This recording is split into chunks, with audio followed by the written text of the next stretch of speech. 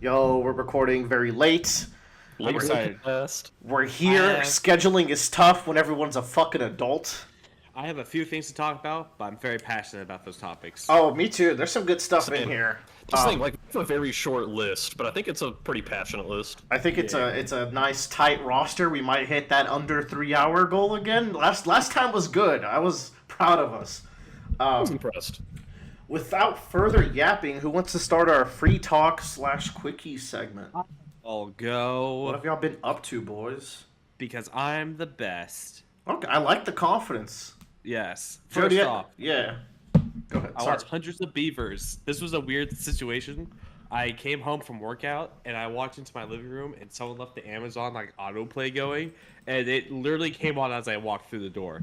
And I went, I guess I'll just watch this for today. This You is. did not choose the movie choose you. I will This is remind correct. everyone this is the movie I recommended all of you to watch, and I didn't Yeah. want to explain too much about it aside from please watch this movie. This is the best video game movie I've ever seen. The world's first open world film. Do you understand now, Joe?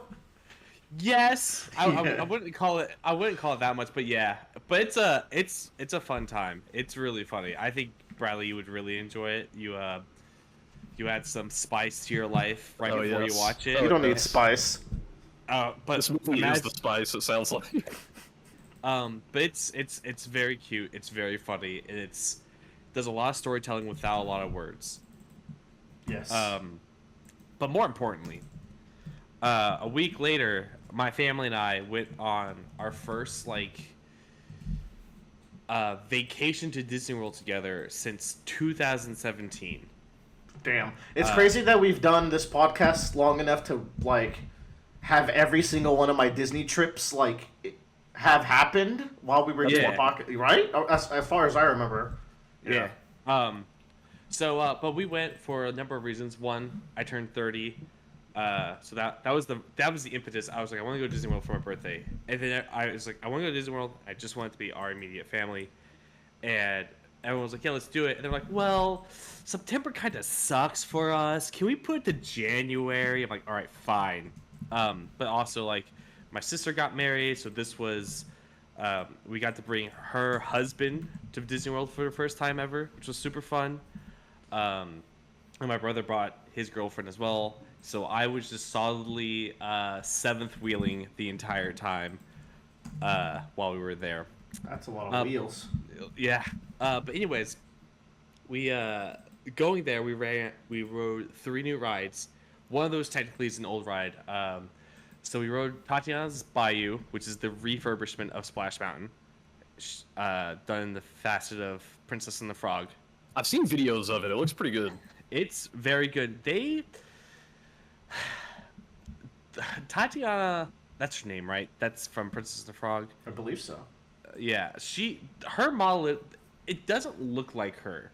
They gave her very high cheekbones, and it's very weird that they chose that. But overall, we really liked it. My mom and I got stuck in the front seat and got absolutely soaked.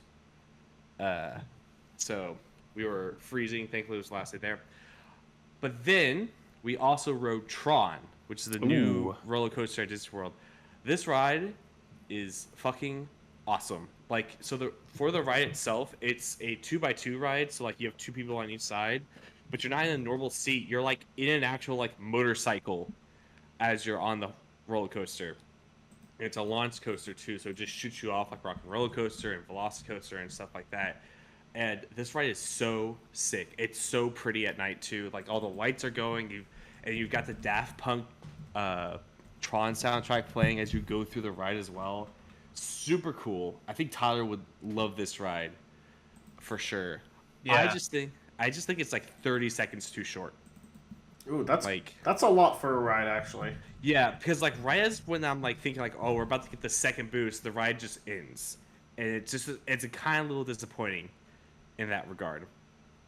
And then finally, we went to Epcot. We did a bunch of other things, but I'm just going through the main big new stuff. We went to Epcot, and I rode the Guardians of the Galaxy ride there. That ride made me feel like I was riding a roller coaster for the first time in my life again. Wow. It was incredible. Like No, this is at Disneyland or Disney World? Disney World. So they ended up replacing. Nope, this is an Oh. entirely different ride. It's a This roller is coaster. what replaced Rock and Roller Coaster. Sorry, yeah. It Okay. did not replace Rock and Roller Coaster. It's just new. It's completely different. Trust me, it is nothing you've ridden before. But it's new. It is new. Like it didn't take over anything. Nope, it took over Ellen DeGeneres' Universe of Energy showcase. Good riddance. Yep. That's the ride that me and my friends went and slept on because it was a 20-minute like show ride after we drank around the world. So we Yes, went you there should. and we slept on it. my friends still threw up on it. But yeah, Guardians of the Galaxy ride was so sick. There was a point in the queue where I had to like realign myself because I literally thought we teleported. It's that kind of kooky crazy. Very, very cool. Highly, highly recommend. It's a shame Epcot has 2 rides because you're basically paying $120 to go ride Guardians of the Galaxy. Okay, but finally they have a ride. Jesus. Yeah, true. What's the other one? Test Track and Ratatouille. Yeah, sure, whatever, man. Yeah. More like the Carousel of Tomorrow or whatever, where you could go into the AC.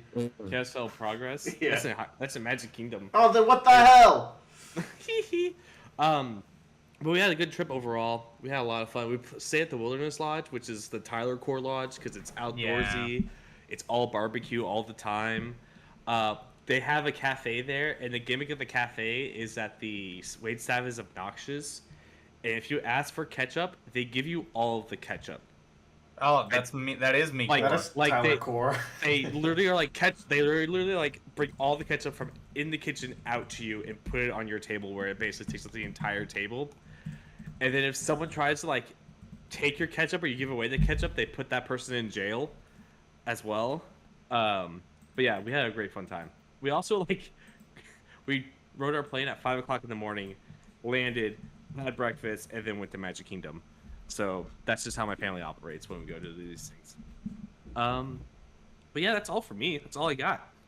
Very nice, very nice. I can Yeah. jump in next. I have a bit of a chunkier free talk than the rest. Time for me. Okay, cool. So where to start? Okay, so we got the Suicide Squad game for free, and I just wanted to bring it up.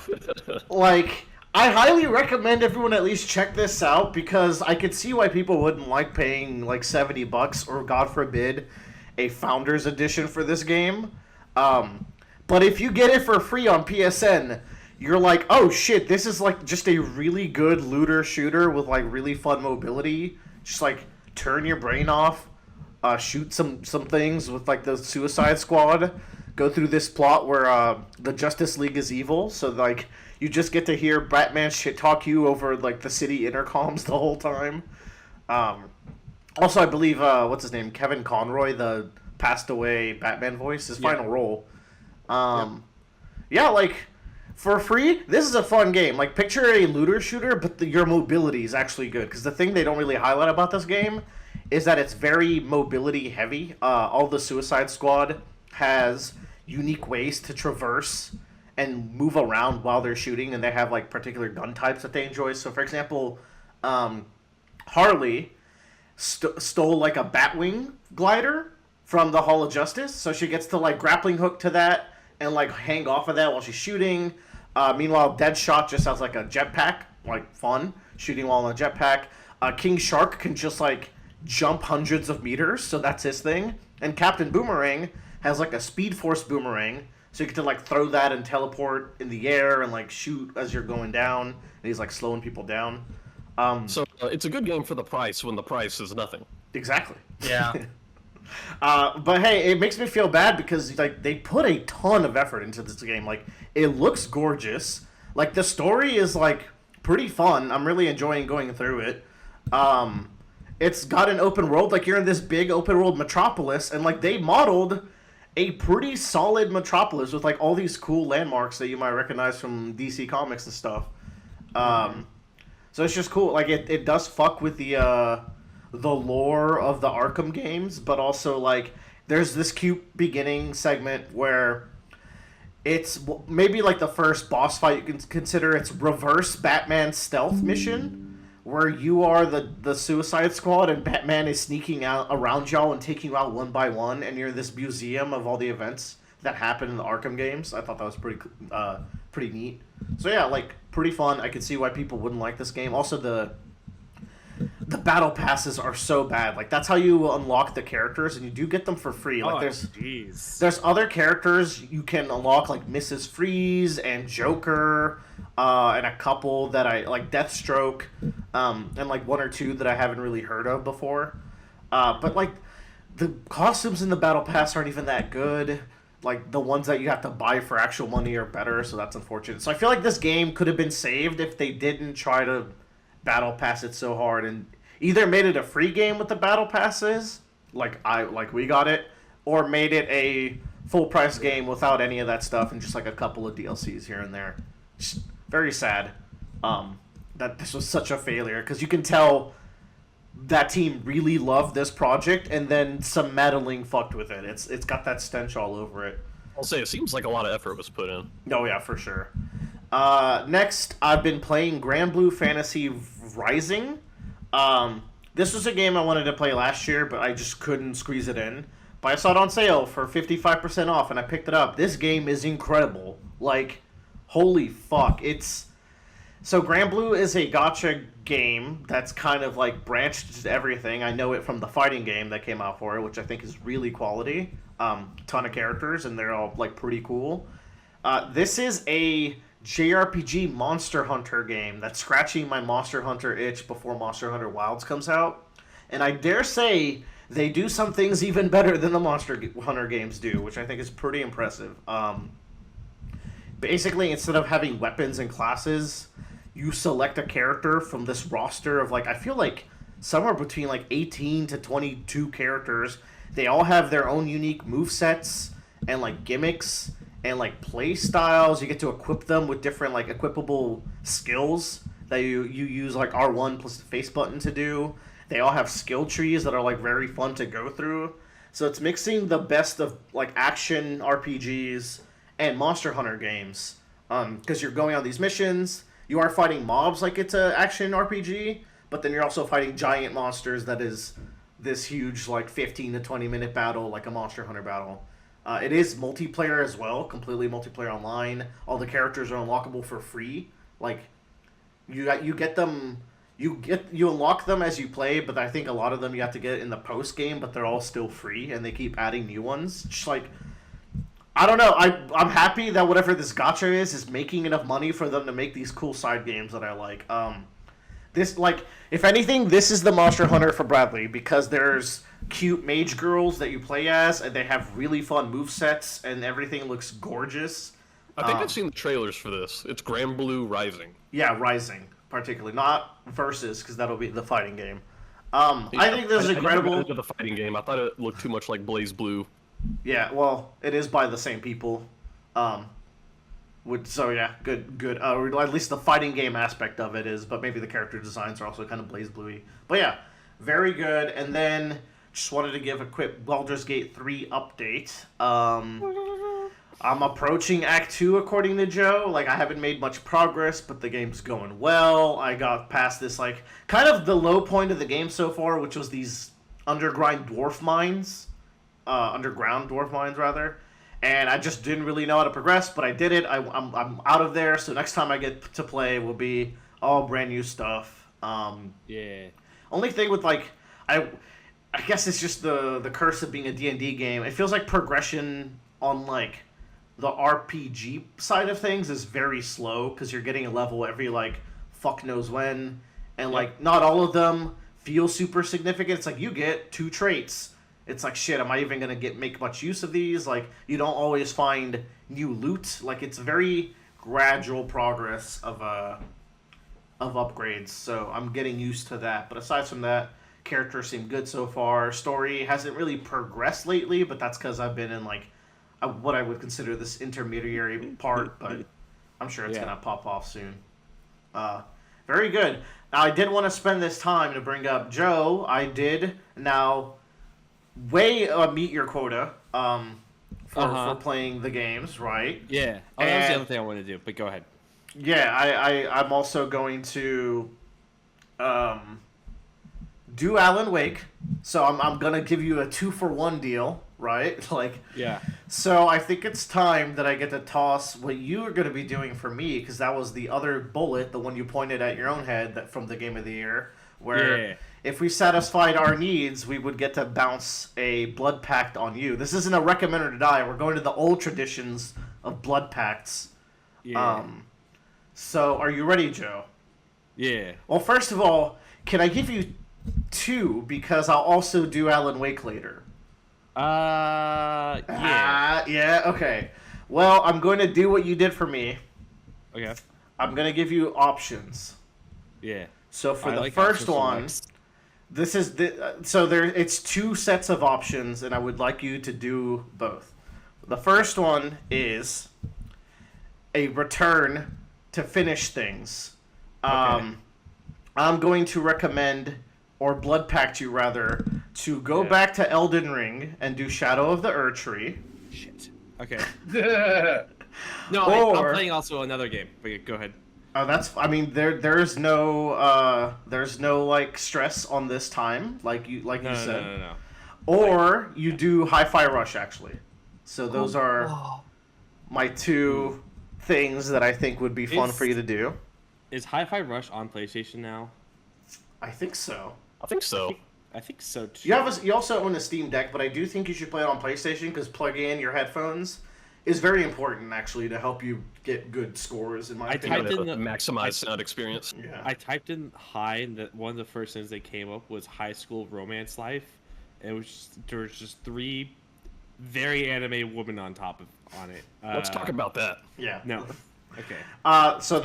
And then for the other one, how about we don't do a game? How about I recommend you something else? Yeah. This is a option of 3, Joe. And this is keeping with the theme of maybe returning to some things. I would like you to blood pact either Naruto, Bleach, or Haikyuu. Okay. I can do those. Okay, cool. Because I know your experience with like Naruto is like the first part when you were a kid. Same with Bleach. I'd like you to revisit those as an adult, or do some Haikyuu, because it's one of the greatest things ever made. IQ's pretty peak. Haikyuu, Even as an adult. Haikyuu's probably still my second favorite manga of all time. Can't buy Hi-Fi Rush right now because I need a paycheck. Okay, I I mean, will again, there's like no gun to your head aside from your own. Yeah. It's just also like it's just more of the.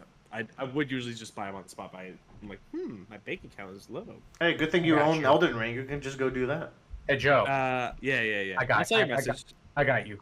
Okay. And I thankfully already paid for Shonen Jump subscriptions, so I don't have to worry about those other 3 things. The greatest, yeah. All of those are on Shonen Jump, so you are more than we had fine. a quite. Yeah. Naruto anime, not terrible. Even with filler, not terrible. So I guess that you could do Naruto anime, but what I will say, and this might be a hot take, you cannot do Bleach anime. And like Correct. everyone loves the Bleach anime because it is still solid. The thing is, I think the thing that makes Bleach is Kubo Tite's like how he portrays that in a manga. So he's like I think he's brilliant at like making a manga, and I don't think that sauce comes through in the anime. But that's my hot take. So I wouldn't want to jeopardize you there. And then Haikyuu, I think you got to do the manga. Particularly because if you get into it, the anime makes the final 2 arcs movies that are way condensed. I haven't watched them yet, but I know that they're just going to be condensed. So I think you would just be setting off on the wrong foot. Plus, I think the manga is just really good at like making impactful shots of the matches and stuff like that. So there you go. I've tossed that over to you. My hands are clean, though that's contingent that I will also be doing a good amount of Alan Wake pretty soon. So that was also going to be my other query. I forgot to think. I just wanted to do a homework check-in, and as well as give the stage for any other recommendations or commitments. Because I know Tyler's done his. Bradley's probably Tyler's been a done naughty his. boy. And my friend Yeah. who I play the what are they called? Amnesia games with. Actually might want to play Silent Hill 2. Ooh, Okay. So that'll be fun. Okay. Cool. 2 birds. Cool. Just remember September. I know it's early, but that's only 7 months away. I paid my rent early this time, but I I mean, tutored Tyler in his homework, so Tyler can get his blood packed in. It's a shame Tyler doesn't play his game anymore because he got a thing that doesn't have a disc drive. Yeah, I gotta get that. That's an unfortunate investment. Tell Kelly Yeah. it's a Valentine's gift. Wink. yourself. Yeah. Wink, wink, nudge, nudge. Look, Kelly, look at all the games you can play now because I bought this. I just really fucked up this run. I'm gonna kill myself. Cool. All right. I will be excited to hear y'all later. Anyways, who's next? Next up can hit is this. who wants to go? Bradley, you got it? Yeah, I watched season 1 of the show Mythic Quest, which like Ah, yeah. I'm kind of aware of it just because I heard it's a show about a game development company. Yeah. Which I'm like, that could be fun to watch because I make games. I know a thing or two. Yeah. It's not like the show. It is entertaining. It's not like the bomb. It was funny. I'm glad I watched it.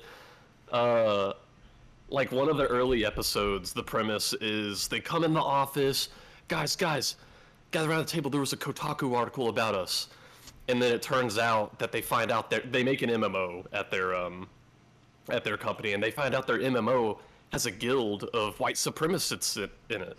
There's like a guild of like 40 just open Nazis, and they're like, oh, Right. man, that fucking sucks. Whatever, we'll just ban them and just get on with it. They come back to the office the next day, and now there's like 4,000 Nazis in the game.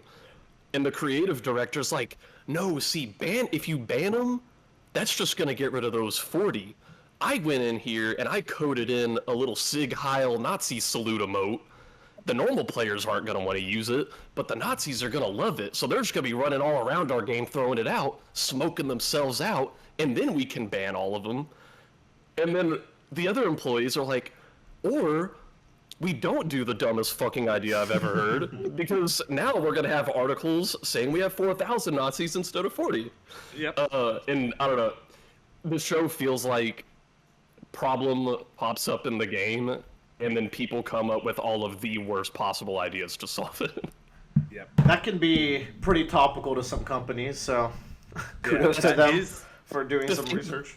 Talking about topical, the thing that actually inspired me to watch it is I recently saw it was like some quote from one of the writers for the show, and they were like, it is really hard to write a comedy about the game dev industry right now. How do you make it stupider than it is, you know? So I don't know, but it's fun. I think it's worth checking out. It is an okay show, but the platform of Apple TV Plus is loaded with so many good shows. Like, by comparison, if that was your only streaming service, it's probably one of the worst TV shows on Apple TV Plus. That's the thing. Like all the Apple shows I've watched have been pretty good. So like compared to the other Apple shows I've watched, not nearly as good as those. Like No. I even hear the Godzilla show is like really good. The anime thing? No, it's like a live action thing with Kurt Russell and his son. Okay, And- this is the thing. This is the thing about Apple TV. They have the best shows. No one hears about them until, like, season 2, where people are just now discovering what Severance is, you know? Like, Yeah. Jesus. Or Tyler has to show up and be like, watch this Ted Lasso thing. And we're like, shut up, dude. And then it And ends then up... we're all We watched drunk the and whole season in one night. And that's pretty good. yeah. All right, Tyler, you get that win. Yeah, that's a fat dub, Tyler dub. We'll say it. Yeah. Everybody gets one. Yeah, but Everybody gets- I introduced y'all to Severance, so we're even. I don't think you did introduce did you? Yes, he came out to the Discord and went like, "Watch Severance. Do not." have spoilers." Yeah. I was pretty strong. Okay. Good Willard dub. Yeah. Okay. Anything else, Bradley? What else you got going on? Oh, that's the main deal. Because aside from that, I've been playing Civ, but we're talking about that later. We have a dedicated Ooh, Civ block where I will go to the bathroom. So Tyler, now it's your turn. I threw in an extra one for you to talk about. Thanks. Since Yeah. I didn't do anything. No, because I wanted to. I forgot to talk about us going to College Station, which was cute. We went to College Station. We went to Chilenium again. It's our yearly go to Chilenium. It was nice and chill this year. They didn't do like a whole lot of advertising because it was a new crew. But love them all the same. Yeah, big changing of the guard going on over there, but I hadn't been in a while, so it felt pretty appealing. Honestly, I drove out and I was like, "Ooh, I get to see Bradley this weekend." And then I messaged him and he was like, "Oh, sorry, dude, Civ 7 came out." And I'm like 30 minutes into my drive and I stopped and I was like, "Do I even want to go anymore?" I wish I would. But then I ended up going anyways, and it was fun. Yeah, Saturday was a good night. Yeah. We like helping out a few students. I actually was able to answer a few questions this year. Nice. I fielded some actual technical questions. I don't know where the knowledge came from this time around, but I came prepared with some different knowledge this year. I guess you've been underrating yourself.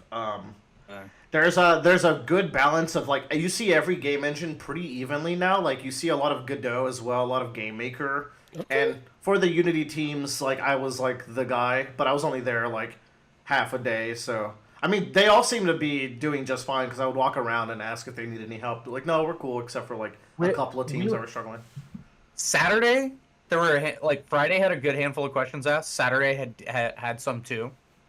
All these bitches waited till Sunday to ask their fucking questions. Did you go in? Like always, and I'm like, I went in, and it's like, they're like, at this point, you have it built, and it's an hour before the deadline. Ooh, you get to submit a video of your game.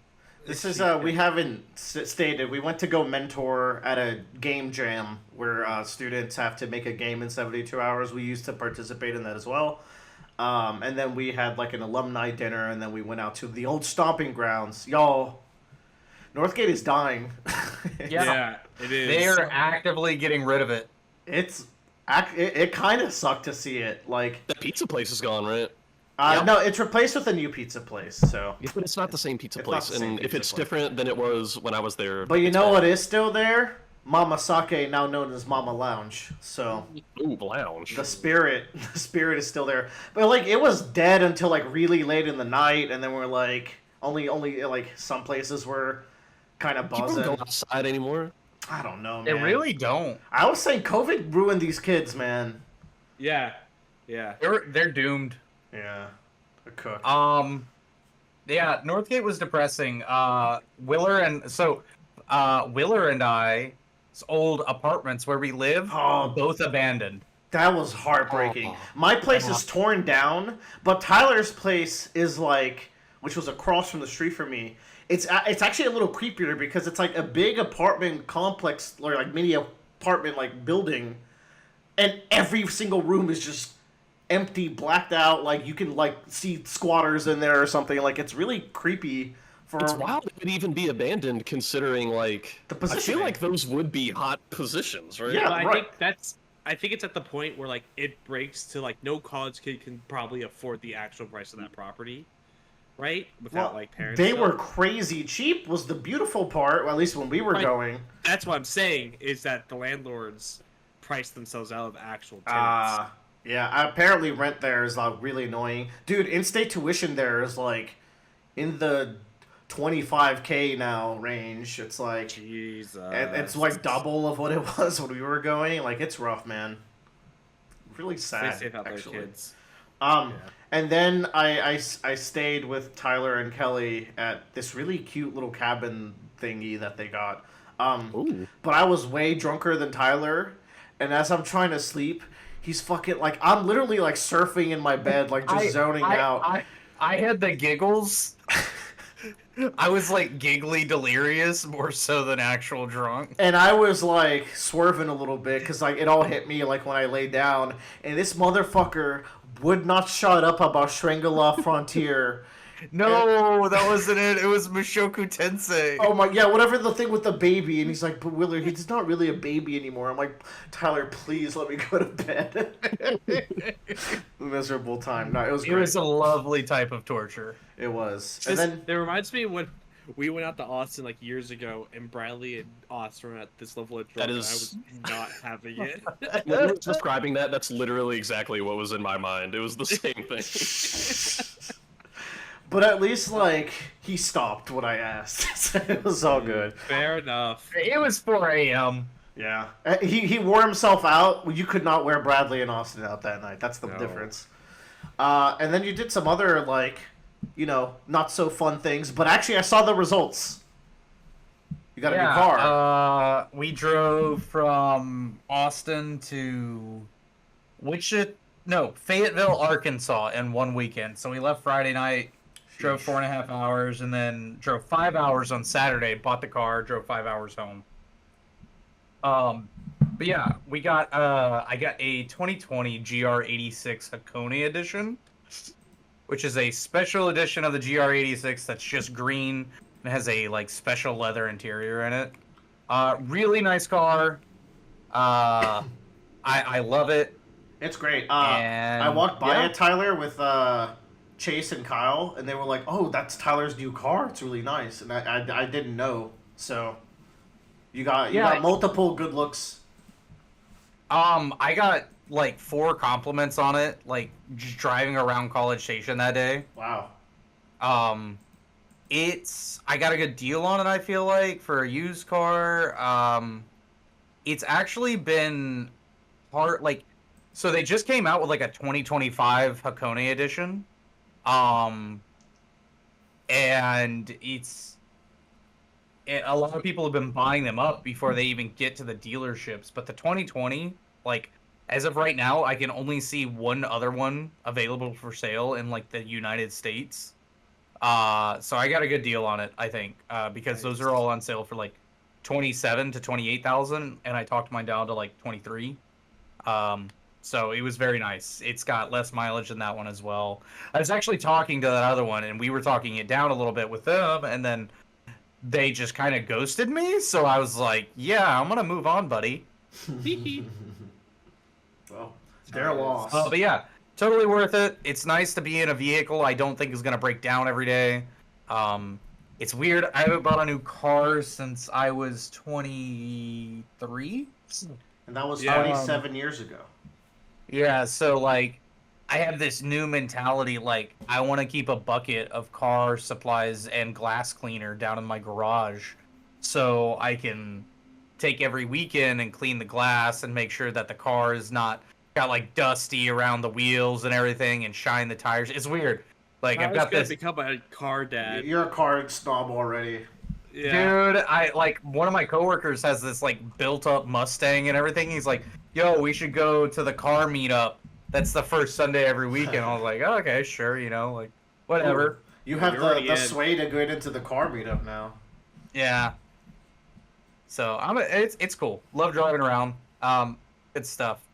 Only other thing for quickies I have is my anime catch up. I like to do my little anime talk. What do we got? I'm getting close to finishing ReZero. God, this show, I can't. Yeah, I think I am 4 episodes away from being caught up with this show. This show has 3 fucking seasons, and it's spanned like, hold on, when did ReZero season 1 come out? I feel like I've been hearing about it forever. 2016. 2016. This Whoa, show is go almost me. I don't even like it. yeah. Like, this show is insane. For example, Is It Wrong to Try and Pick Up Girls in a Dungeon came out in 2015, and that anime has 5 seasons. So put that in your pipe and smoke it. God, this show, I don't know why people have watched it every year.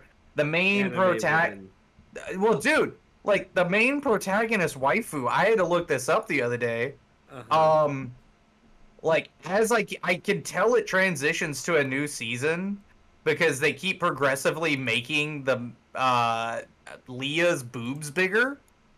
Like, here, I'm gonna post this in midcast chat. This is her power scalings, gentlemen. Let's peep this. Like, we go from moderate to all right to Jesus. Yeah, that's Yeah. noticeable. I feel And like it was consistent there in the 1-2 season, but then 3 they're like, hey, we need to get people back in. Yeah, they went overboard. Yeah. Dude, season 2 was got one the of Nami the worst character. things I've ever seen. One of the worst things you've ever. You like these kinds of shows. I don't believe Dude, that. okay, so I rate this. The reason I'm rating it so harshly is because of how popular this is. Like, I guess. I know when I'm watching garbage. Like, I know what my junk food is. I have watched junk foods like Wisteria, Wand, and Sword that I'm like, yeah, this was way better than season 2 of ReZero. Like, why the fuck would how the One Punch Man season 2 probably better than ReZero season 2. The Asan newbie adventure trained to death by the most powerful party became invincible. Better than season 2 of ReZero. Like, I suffered through season 2 because here's the thing. Season 2 was all about emotional growth of these characters. But I will say, I don't give a fuck about these characters. Like, one of the character growths was with the lolly love interest. And I'm like, y'all, this ain't it. I watched a couple of the first. Well, she's 1,000 Tyler, so the perverts can pretend like they're not fucking. Yeah. You actually sound like an idiot. And she's actually not human. So you know what? She's really not even a lolly. She just wants to look like that. And I'm like, does that make it better? That makes it worse. Does that make it better? I don't know. Ooh, Yeah. So yeah, I'm gonna. This was my absolute hate watch. Season 1 started off really well.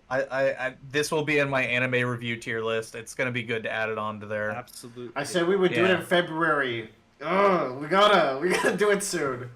Dude, you better find a date. My February's looking packed, dog. You tell me. This is on you. You tell me when you want to talk some anime. I think February this weekend. 23rd. I just randomly picked a date. What day is it? I might be available that day. That's a Sunday. Let's do a Saturday instead so we can drink. That seems like you know what? Ooh. This does seem like a good Saturday plan. It calls for drinks. 22nd? Yeah, It insists upon I itself. might be available that weekend. Might be good. Might be a good one. Okay. Well, Tentatively jotting it down. Okay, continue. Tentatively jotting it down. Shangri-La Frontier. Oh man, still continuing to be the hottest anime in Tyler's list over this year. I will say, Solo Leveling Season 2, Part 2, whatever you want to call it, is catching up to there in terms of hype. This is a weird show to me. I think I'd like Joe to watch this one. There's not a lot of thought into it, and there's not a lot of cringe. It's just a lot of action and fighting. If anything, this is a Bradley show because this is, and say it with me, gang, a power progression. I believe is the term. This is so maybe Bradley watch it. This is power progression fantasy, but it's very well known for being like one of Korea's most famous manhwa / anime manga that they've put out. It's the one I know the most. That and Tower of God. Yeah, which Tower of God fell off. They got 7 Deadly Frames. Oofed. Yeah. Hey, did you know that Blue Lock apparently gets good again near the end? I haven't boycotted Blue Lock. I just was not going to do it week to week. Yeah, I'm sure it's fine to skip through. I mean, the show's mid anyways, but it's like a mid-high. Yeah, no, it's a mid-high. So, like, Like, I would say Solo Leveling might carry... No, it doesn't carry that same intensity. But anyway. We can preemptively put it in the C+ tier of the tier list. Solo Leveling's a weird one, because I read / audiobooked Solo Leveling. So... I guess I had like this one complaint where I was like listening to this audiobook and I hear so much of this character's like inner monologue. And first of all, the show gets rid of a lot of that, which is great. You know, like I don't need to care about like it actually improves the quality of the medium because I don't care about this character's inner monologue. Because like if he's not thinking anything interesting, then he's just kind of killing time, right? Yeah, he's not thinking anything interesting really otherwise that can't be expressed in an anime format. So it's good. But I feel like the everything's a little bit different. It feels like it's focusing on the wrong plot, maybe. Now, so it's weird. Like, we focus on Jinwoo Song, like the main character, which, Jinwoo Song, which I think that's how you pronounce it in the Korean format. Because I've been seeing like TikToks and Instagram reels of people calling him Sung Jinwoo. And I'm like, I don't seen that. I don't think that's right. I don't think that's how it's done. What I will say is, I will say to the world right now, I am so bad with Korean names. That's probably the worst names. I just can't, like, they're all three names, and 50% of the population share, like, one of those three names, so I get really confused.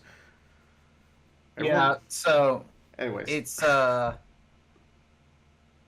Anyway, it's all about his progression, sure, but I feel like we're never really seeing the growth. Like, he just shows up the next episode and something happened in between that makes him stronger, and we don't really get to see what it was. It seems like the process would be the whole point, but I think people just like it because of aura, the worst word that has ever entered the lexicon of nerds. So okay, we see sometimes what it is, but we don't see why it makes him stronger. We just see him like, oh, he got a new shadow guy. Now he's infinite. But that's not what makes him infinitely stronger. It's him maxing out a skill.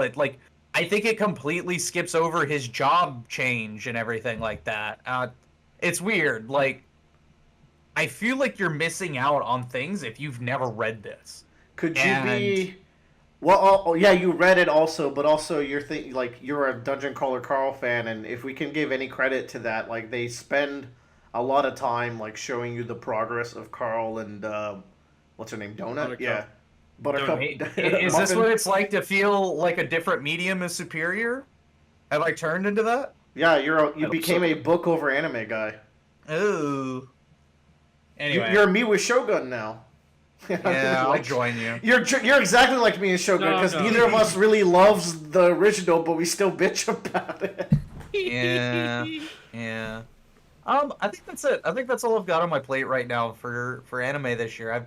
I've kept it pretty light because we're 2 months into the year. There's plenty of time for you to come back with some atrocious fucking anime. Also, okay, wait. Since we're not going to talk about it yet, Willer.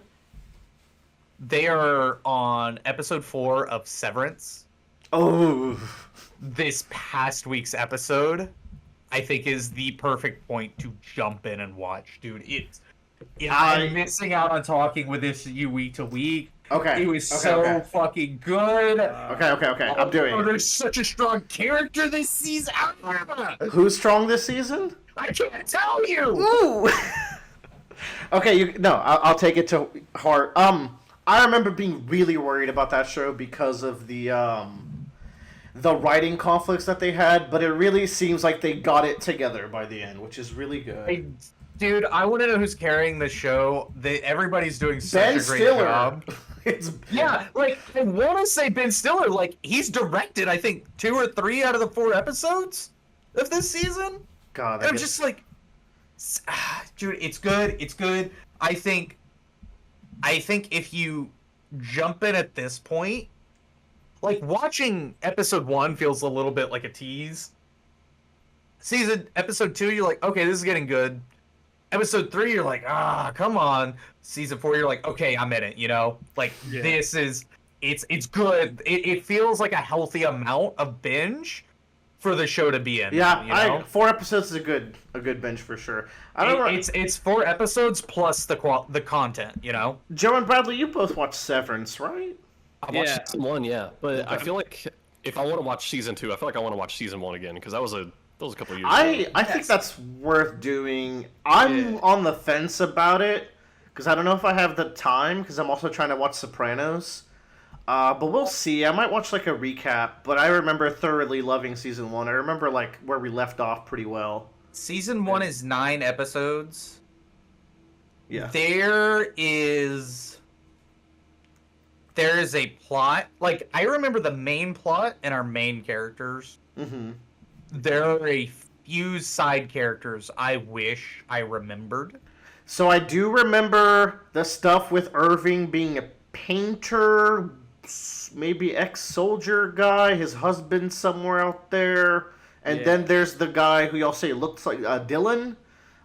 He's got a family and kids at home, and he like Pancake party. Oh my god, that was the weird pancake party shit.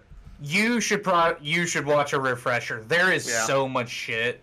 And then Helly had like a big twist near the end. I remember. Yeah. And then of course there's the obvious like twist with the main character and his backstory and all that. And, absolutely watch a recap of season 1. You should. I regret not doing it. I'm gonna at least do that for sure. Cool. All right, I'm gonna try to jump on that then. All right. Thus ends the free talk at roughly the scheduled predicted time. So we're doing good. We have predicted times? I predict that actually, never mind. We're 15 minutes faster than my predicted time. I predict that the free talk goes for an hour because we all take 15 minutes, but there's give and take there. And then every main topic is roughly 15 minutes. I've done research. So, speaking of main topics, Joe, Tyler, and I played a lot of Path of Exile since Game of the Year. Yeah. A lot. We've beat it. I've considered it. We beat it. But it's a weird situation, isn't it? Like, one of you can explain. We essentially beat the first 3 acts, and then they haven't made acts 4, 5, and 6 yet, so they're just redos of the first 3 acts. So we've beaten, like, story-wise how far we can go. But we're stuck in a time loop. Yeah, we haven't gotten to, like, the actual end game of the game yet. Guess it does not exist? Or no, it does. It does exist. It's just... There's, the second act or, like, third act before the post-game or whatever is something we can't access at the moment. Yeah. So, like... anyways, I've really, really liked Path of Exile 2. Like, a lot. Like, Diablo 4 kind of shook my, like, faith in actually being able to, like, enjoy these types of games again. Mm-hmm. I was just like, maybe these just aren't for me. It's like, it's just whatever. It's just it's a game, much like those survival games. Like, that's just not those games for me at all. Like Vampire Survivors kind of thing? No. Like, the boring ones that Tyler and Bradley like. Yeah.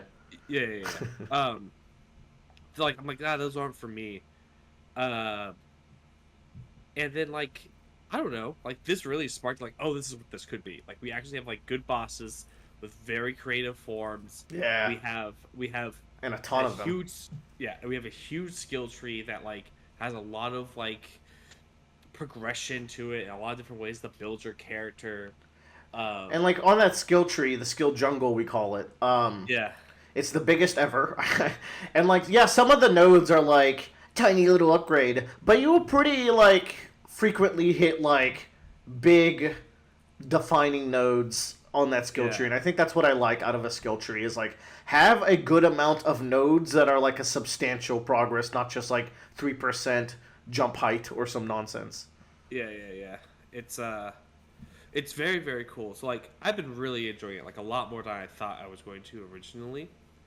So I don't know. I just, up until Civ coming out, it was, like, my go-to. Like, I'm gonna play a few more maps of this. I'm gonna progress a little bit. I'm gonna think about it. Like, I was looking at, like, skill progressions, and I was really, really enjoying it. And then, February happens, and I'm like, I got 2 games that's just, not going to care about anything else in the rest of the world for a while.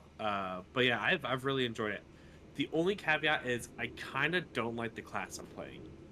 Is the issue. Like, I think Tyler could speak to that as well. Yeah. Like, playing a melee class in this game is just, it's not fun for, like, the first, like, half of the game. You die too quickly. Like, I have this move where I'm playing, like, the warrior, where I jump in the air and then I slam down, but, like, I get attacked while I'm in the air. I'm not invincible when I do that, and B, when I come down, I just get, like fucking hammered to death. You can't immediately roll after landing? I can, but the fantasy is like I want to come down, and when I come down, I make a shockwave that pushes everyone back, right? Like when I come down, like I want to be able to like be the thing that controls the momentum of that fight and just start swinging and doing other things. But even then, like if there's a bunch of ranged enemies that cast elemental damage, they just immediately kill me. And like it's like okay, well I could choose not to dive in, but then they just kill me from far away. I don't know. Up until like I finally was able to like get to a certain node in my skill tree, I felt like I was just like feeding the entire time for like a better terms. I still feel like that. At level 52, I still feel like that. Yeah. I think that's why one thing is like I wish the melee classes felt better to play as. And they might upgrade them over time. I wouldn't know. I definitely class diffed everyone by picking what I consider like just flat out my favorite class right off the bat. I'm a mercenary with a crossbow. I have tons of explosive grenades and elemental ammos and like little turrets I summon, and I put oil on the ground and ignite the oil and shoot shards of ice in the sky that rain down as I keep fighting. Like everything that I wanted that class to be is present. It may not always be the strongest, and I'm very behind everyone else in level, so that also hurts. But my side class makes me like shave off to like potentially 40% of any enemy's health on my first attack, including bosses. So some boss attempts, I just get to start at the like 65% mark, for example. And then I execute the boss when it gets low health and do more damage. So like really the fight is just that middle section. I don't know. Really, really enjoyed my class. To speak to like the jump on and play a little bit, this game is very easy to jump on. I'm gonna do a couple of screens. Okay, fuck it. I'm gonna do 2 more screens. Like you could just like not think and go make progress. I feel maybe that I have the privilege of having that because I don't have one of these weaker melee classes, so I just got to like keep charging on through. Like even at my weaker moments, I would be able to fight the enemies even if it was like a long fight. So I don't know. I will say that like at the same time, the game is fairly repetitive. Like, it scratches that itch of playing like a Warriors game, which we will talk about one later actually. But like, it's just like you're waiting for the next upgrade a lot of the time, and sometimes you are searching every corner of these maps to find the exit or like the side objective. And I think it would almost be fun to just go through without having to do that. And it's like, wherever you find the exit, you could just go to the next map and not have to worry about the instance being undone. And you have like you can't go back and redo the quests without doing the whole map again, basically, because like your map is completely reset. So I wish like maybe it wasn't, especially if you're playing solo. So that's like one thing. I wish there was a catch up. Like this is the problem I have with like games like Path of Exile and like World of Warcraft. They're like, oh, you can make a different character. It's like okay, but like I've already played through the game. I don't want to then play through it again just for the character to get to the point where I'm at with this other character, right? Like, that or like reclassing, for currency would be nice.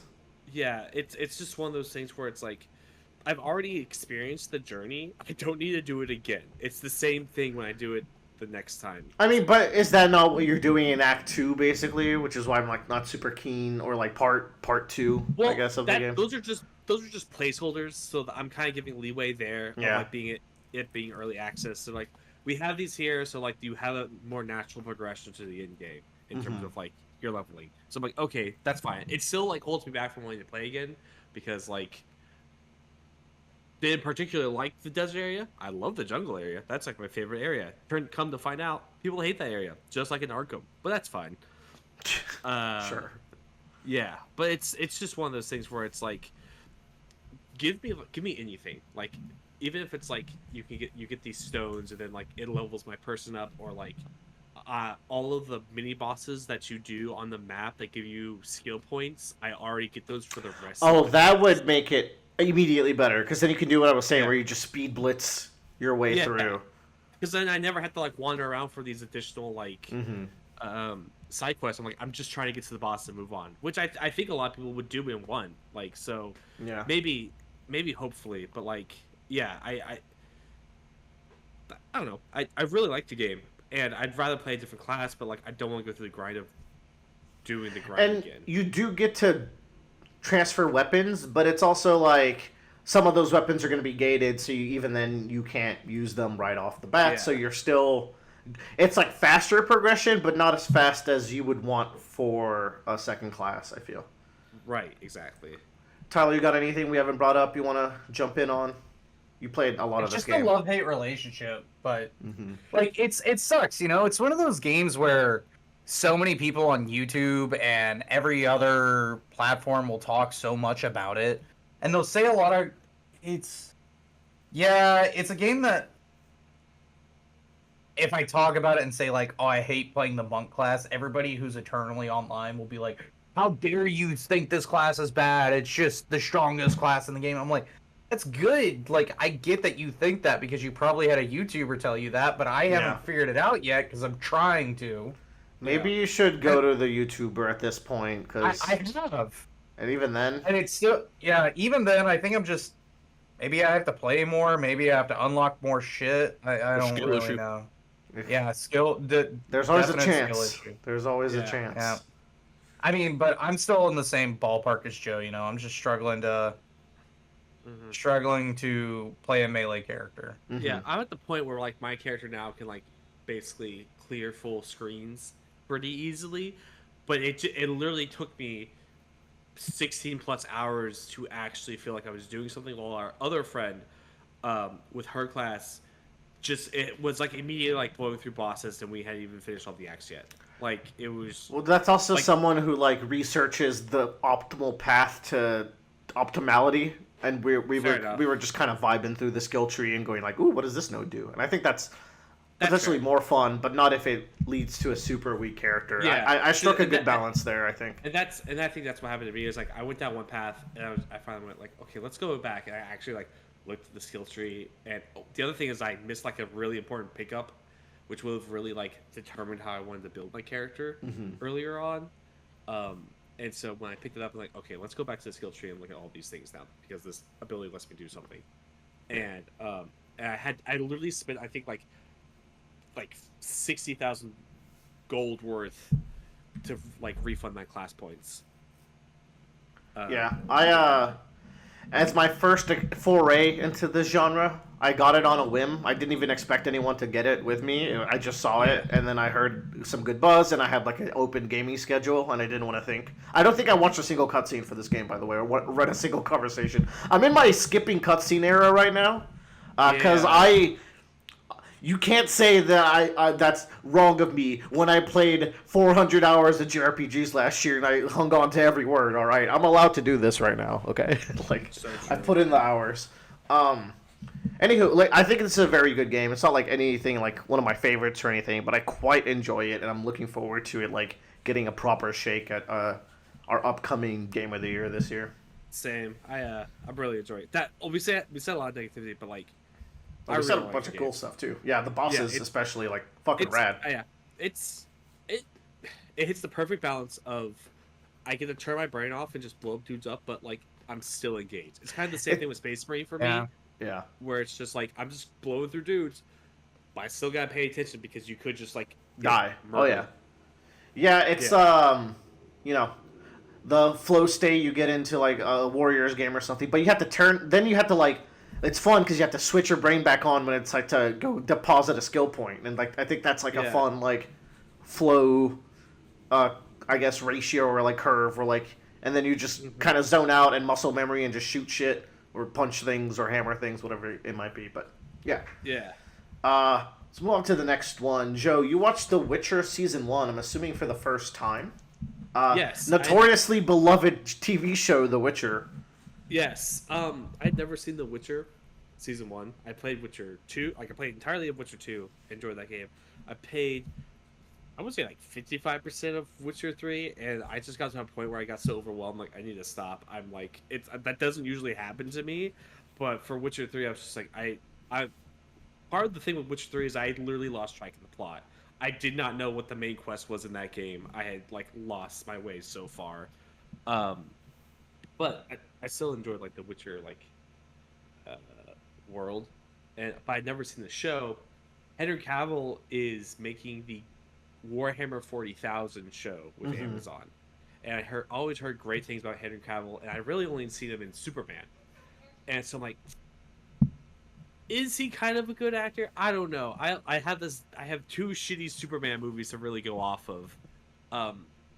Watching him in Witcher, I think I'm very excited to see Henry Cavill's Nice. Warhammer. I think he does a fantastic job as Geralt. I don't know how he gets his voice to sound like that. The way it sounds, it's like it's close enough to what it's like in the game, but distinctly his, which is really important. So I really, really liked it. It's also really interesting because like you can tell when this show was made and that it was made with the Game of Thrones fandom in mind. Because I always got that vibe, yeah. It's like we're gonna have all these different plots. The story's gonna be told out of order, and like there's gonna be intrigue and stuff like that. And like that was the worst part of the show. All of this like political drama going on. I think the woman they got for Yennefer is really good, but like her plot line like makes my eyes roll every time because it's trying to emulate that kind of like that political drama that Game of Thrones had. And like whenever Geralt's doing Witcher things, I'm like really into it. I'm having like the first like 2 or 3 episodes. I'm like, this is so good. Like I was having so much fun just watching him. Like, here's this monster. How do I beat it? What do I do? The episode where he fights the Striga, which is like this cursed woman, this cursed fetus actually, is super good. Like you can just watch that episode stand alone and like get everything you need from Geralt and like the world around it. So I really, really enjoyed season 1. The finale kind of fell a little bit flat, mainly because like Geralt gets like incapacitated halfway through the episode, and it's all Yennefer, and I'm like, but I'm going to be slowly working my way through season 2. I just finished the first episode of that one last night, and that was also a really good episode. Have you watched any of it, Willer? No, I'm not really interested in the Witcher verse. Gotcha. Like, season 2 comes off like a really strong start. Geralt ends up like staying the night at his friend's castle, and his friend's been cursed. He's like been turned into a werewolf, and then like there's this vampire woman that's like in the walls, and the way that they have her, like they change like the frame rate when she's moving, so she has this like very jittery like movement. It's really creepy. But yeah, I've just really, really enjoyed it. And I don't think there's any. I think Bradley would enjoy it if he has not watched it already.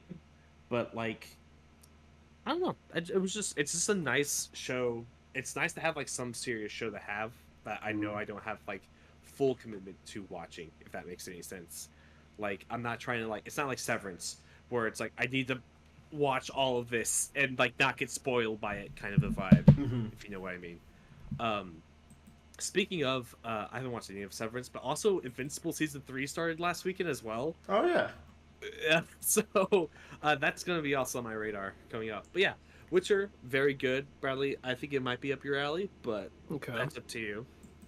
But yeah, nothing else I really have to say about that. How do I want to handle this next portion? That's on you, dog. It's gonna be a lot of me talking here. You know what, Bradley? Yo. For some reason, and you always insist upon this, you're like, I want to talk about Harry Potter one last time. No, I swear to God. And I'm like, dude, if we just forget about Harry Potter, us specifically, like, J.K. Rowling will die and the world will be a better place. But we keep reviving her with these talks. What is happening? I know, and we've talked about different Harry Potter stuff too. I talked about this a little bit before. I think last time I did it as a quickie, but I finished rereading this Harry Potter fanfic that I had originally read like a decade ago, and normally... The one where Draco Malfoy is being, like, scienced by Harry or something? Like, how does it... Dude, Draco in this is, like, so the best written character in any book ever. Whatever, man. To get... Normally I wouldn't talk about Harry Potter fanfic, but I think there's something worth talking about here. To give a refresh of what this is, it's called Harry Potter and the Methods of Rationality, and the main difference is just that Harry's aunt, instead of marrying the big, mean, ugly fucker, married, like, a really nice dude, like a really nice professor at Oxford University, and so Harry grew up very loved, very well educated. And he's very smart in this, not like Jimmy Neutron running around calling everything sodium chloride smart, but he has a good knowledge of science, and I think generally, if there's ever been anything in Harry Potter that you've been like, if they can do this with magic, why don't they just do this? He tends to ask those questions. And like half the time, it turns out there is a really good reason you can't do that, or else every wizard would always be doing it. And the other half of the time, he actually does discover some really cool stuff that other wizards didn't know. But I read this book like a decade ago, and this book's kind of always given me the feeling that the dude who wrote it had some messages he really desperately wanted to get out to the world, and he's like, how am I going to do that? And the only way to do that, apparently, was to reel people in with Harry Potter. That's how I always felt, and I think that's actually the case. I was reading some like Q&A article with him, and I think he said people have actually approached him and been like, you know, if you just wrote out all the Harry Potter stuff and made this its own story, I don't know, you could probably make it more original, sell it. And he's like, no, Harry Potter is what gets people in the door. And he like, yeah. I think this book is important for teaching people. What I kind of focused on a different set of themes reading it this time around. The first time I read it, the main tagline of the book is, what do you think you know, and why do you think you know it? And throughout the book, characters are constantly getting their beliefs challenged. Like Draco has to, in one of the best scenes like ever, Draco has to come to terms with the fact that he accidentally proved that the blood purism thing is false, that there's nothing wrong with wizards and muggles breeding. I remember you telling us about that. That's just right. And like he's freaking out, and he's like, Harry, you tricked me. And Harry's like, I didn't trick you. You came up with the experiment, and you collected all the numbers, and you calculated them. I was just here. And, and like Draco was, I don't know, it's a really cool scene. But I was much more focused on the political side of the book this time, which I hadn't picked up much on. So hold on, you read this twice? It was that good? I read it once like 10 years ago. I see. And I read it this time and was much more fascinated with like the political elements of the book, which I might not have even understood that well the first time I read it. In the original Harry Potter, there's always kind of the idea that Harry, you have the potential to be like Voldemort. He has the potential to be the next Dark Lord. Right. The Hat thinks he should go in Slytherin. He's Slytherin's heir. He has access to all this knowledge and power from Salazar Slytherin that other people might not have. I don't know. I feel like the original Harry Potter tries to make the case that Harry could be Voldemort if he wants to, but it never really makes the case that he would want to. Like, it never really tempts him with it. If that makes sense. Yeah. But I don't think that's really a bad thing, because I think that's one of the main points of the original Harry Potter, is that it's kind of about choice. Voldemort has this whole philosophy of, actually his most iconic quote is, there is no good and evil, only power, and those too weak to seek it. Kind of implying that anybody would become a lord, good or evil, if they were strong enough. Sorry, that's Harry's philosophy or the writers? I think that's the original Voldemort's philosophy. Oh, sorry. Yeah. There's no good or evil, only power, those too weak to seek it. Just like anybody, if they were as strong as I am, would seek this much power and try to rule. And Harry rejects that. He makes his own choice. He does his whole not Slytherin thing. And I think they kind of subvert Voldemort's philosophy by, in the end, like, oh, the people who were powerful enough to defeat you disagreed with you that anyone that powerful would do what you did. So the fact that the original Harry Potter never really tempts Harry Potter to be a Dark Lord, I don't count that against it. I think that's kind of the point, is that he just doesn't want to do it. Now, this book, it not only makes the case that Harry could make the choice to become the next quote-unquote Dark Lord, it actually makes a case that it might be the right thing to do. This book takes place during the first year of Hogwarts, and Harry develops a very close relationship with his Professor Quirrell, who you might remember in the original is literally possessed by Voldemort the entire book. Yeah.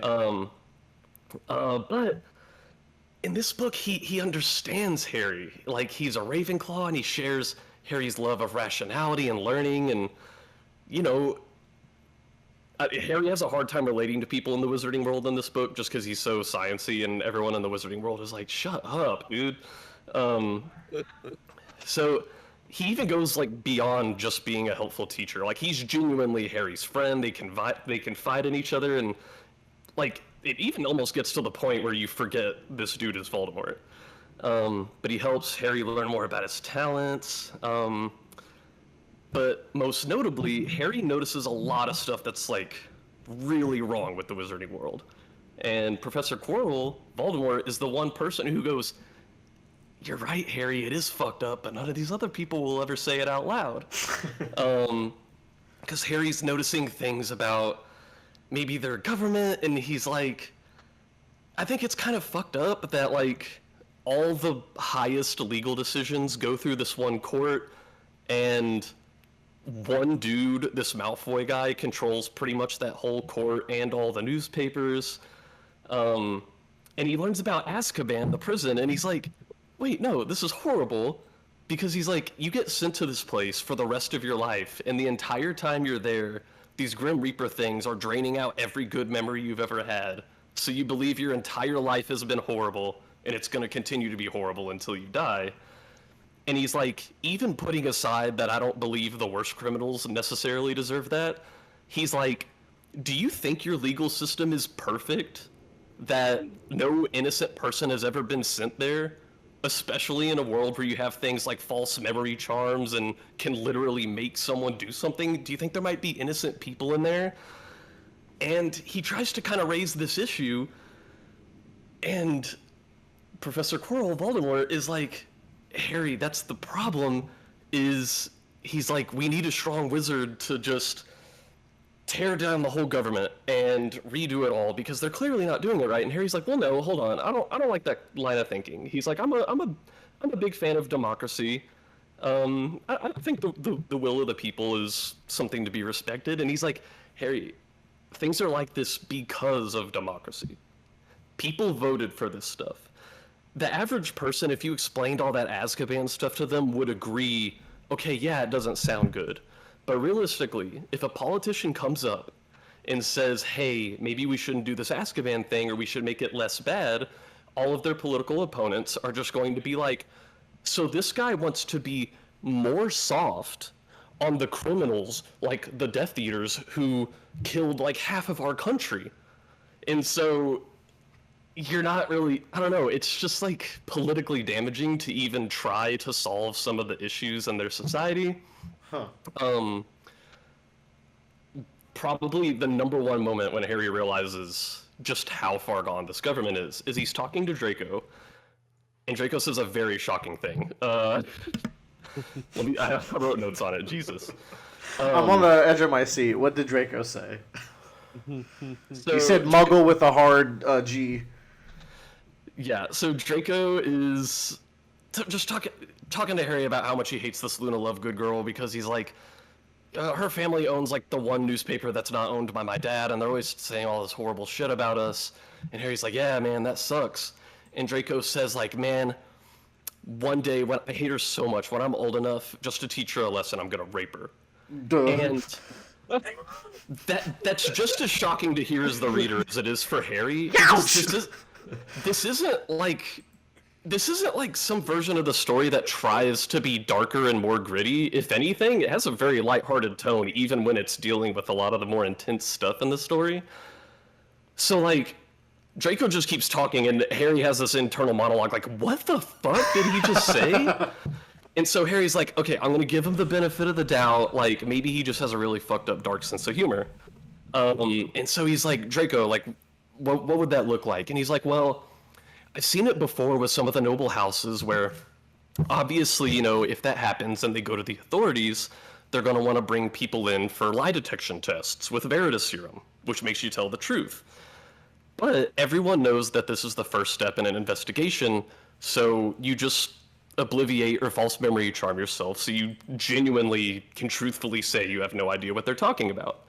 But again, law enforcement knows everyone does this anyway, so it just goes up to the court, the Wizengamot, where my father controls the biggest faction, and they're just going to throw out the case. And if they keep pushing it, she can actually be penalized for defaming a noble house. And Harry's like, I can't believe this legal system is like this. I can't, like, this is ridiculous. And he keeps trying to reason with Voldemort on, like, legitimate ways he can game their political system to try to gain power without killing everybody. And it just doesn't work, especially when, like, the Malfoys are working against him. And Harry even has this big moment where he's, like, standing off with Dumbledore, and he's like, how bad do things have to get? Like, how fucked up can the society really be before I just decide I'm just not on the same side? Seriously. So I don't know. It's a very fascinating book. It even goes into, like, how Death Eaters could be manipulated into following Voldemort anyway. Because, like, you get some of that from Draco's perspective, where obviously the blood purists are, like, the analog for white nationalists. And they are totally mistaken in their beliefs. But then you have Draco, who's always grown up hearing these things, right? From his perspective, he's like, magic in the past objectively was stronger. And everyone else agrees on this too. Magic was stronger in the past. You had people like Merlin and the people who made Hogwarts, and they could do all these spells that people just can't do now. And he's like, well, I mean, if you just look at the history timelines, people stopped being able to do that once we started allowing, Muggles to come to Hogwarts, and we started, having kids with them. So it just stands to reason that, the interbreeding is the reason magic is disappearing. And he's like, I'm in one of the oldest magical families. He's like, to me, magic is the most beautiful thing in the world. I don't want to see it disappear. And oh, what a sweet kid.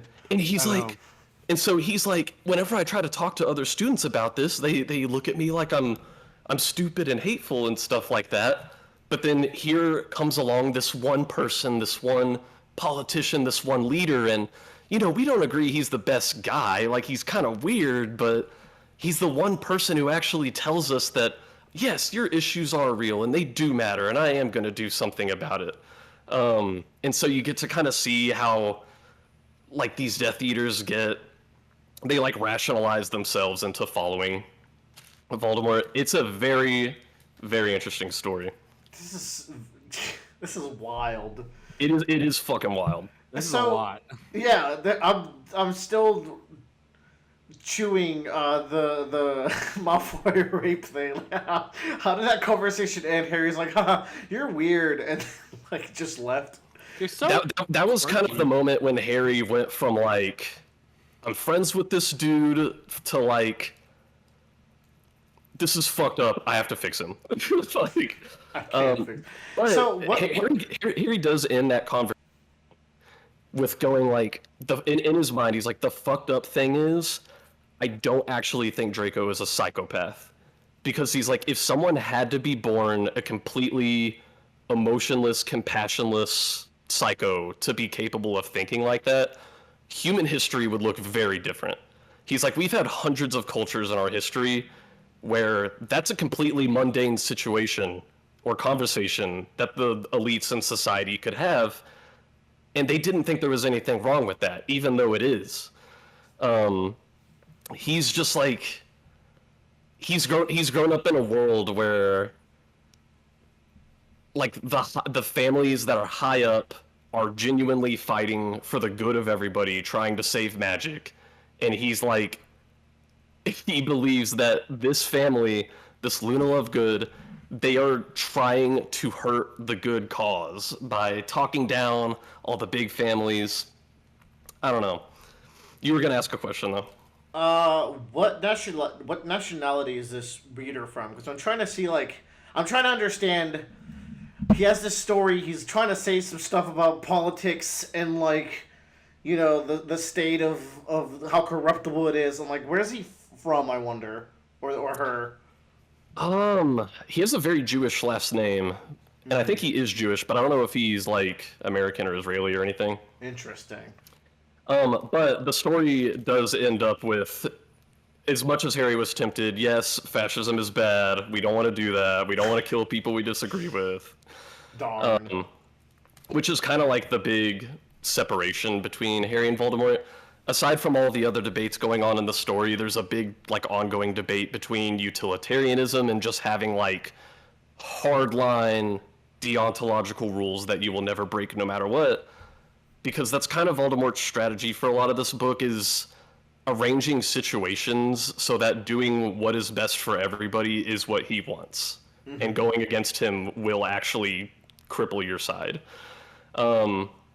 But he kind of loses because, number one, Harry, as much as he is ever tempted or swayed by these arguments, that is just a line he won't cross. He's like, no, you don't just kill people because they disagree with you. And I think that one line with all these other concepts and ideas they have in their heads being the same is what makes Harry decide, like, okay, I'm not gonna go down this path. But I think the more impressive part, in like the utilitarianism versus the hard moral rules debate, is Voldemort tries to get Hermione in on some plot that's obviously just going to ruin I don't want to get into it, but it's going to ruin the whole day. It's going to make Harry Potter lose, blah, blah, blah. And he ends up killing Hermione because he just can't get his plan to work. Well. And he's talking with Harry at the end of the story in this big standoff. And he's like, I tried to get that girl to follow my plots. He's like, I kept obliviating her, and I would come to her under different guises, under different pretenses, with different plots, and I could just never get her to go along with my plans. And he's like, if she would just break her stupid rules, I wouldn't have had to kill her. And Harry's like, you don't get to lose to someone and then call their strategy stupid. Her rules did exactly what they were supposed to do. If it was possible for her to be reasoned out of these moral rules, even when you convinced her it would be good to do, everybody would have lost. So I don't know. That was kind of a fun debate in the story. I said this last time. It's very interesting that this is a Harry Potter story at all, because it's like, like it feels like this author really wants to write something original, but like you said, he had to go under the guise of a Harry Potter story. But then you also have to like play in the rules of that world. So I'm very curious to see what a fully original story by someone, because it seems like everything you're describing feels kind of hard to pull off. Like, Yeah. You're describing Voldemort as someone who's incredibly crafty and like who is manipulating people in like ways that like really work and like are satisfying to read. And I'm like, oh, that must be really well written then. So I'm very curious what a fully original story by this author would be like. Same. On the flip side, though, to credit the author here, because Harry Potter is so recognizable and you and yourself have your sense of mindset of like, this is what this world is like originally, by focusing that lens, it allows you to explore more conceptually, like, okay, but what if I looked at this world from a different perspective or a slightly different viewpoint, and it kind of opens up the reader to like think about other things differently and getting that point across even more so, if that makes sense. Because it's a gateway to like the path of like, oh, well, if I thought about my government that way, like that's the other like caveat there, is you're able to take something that's recognizable and convert it into something that can be like used to say something about the real world or anything else. So yeah, it's a very just like, I don't know, this book delves into all these different categories of like political theory and like these behavioral science dilemmas that have come up over the past, like, I don't know, if you've ever seen like some fun stuff like the Stanford Prison Experiment, it pulls out a bunch of how do you say it, behavioral science experiments, and kind of like talks about the implications of those. So it's very interesting. Trying to think of what else is cool before we move on, because I don't want to go too crazy on this. Voldemort's cool, interesting.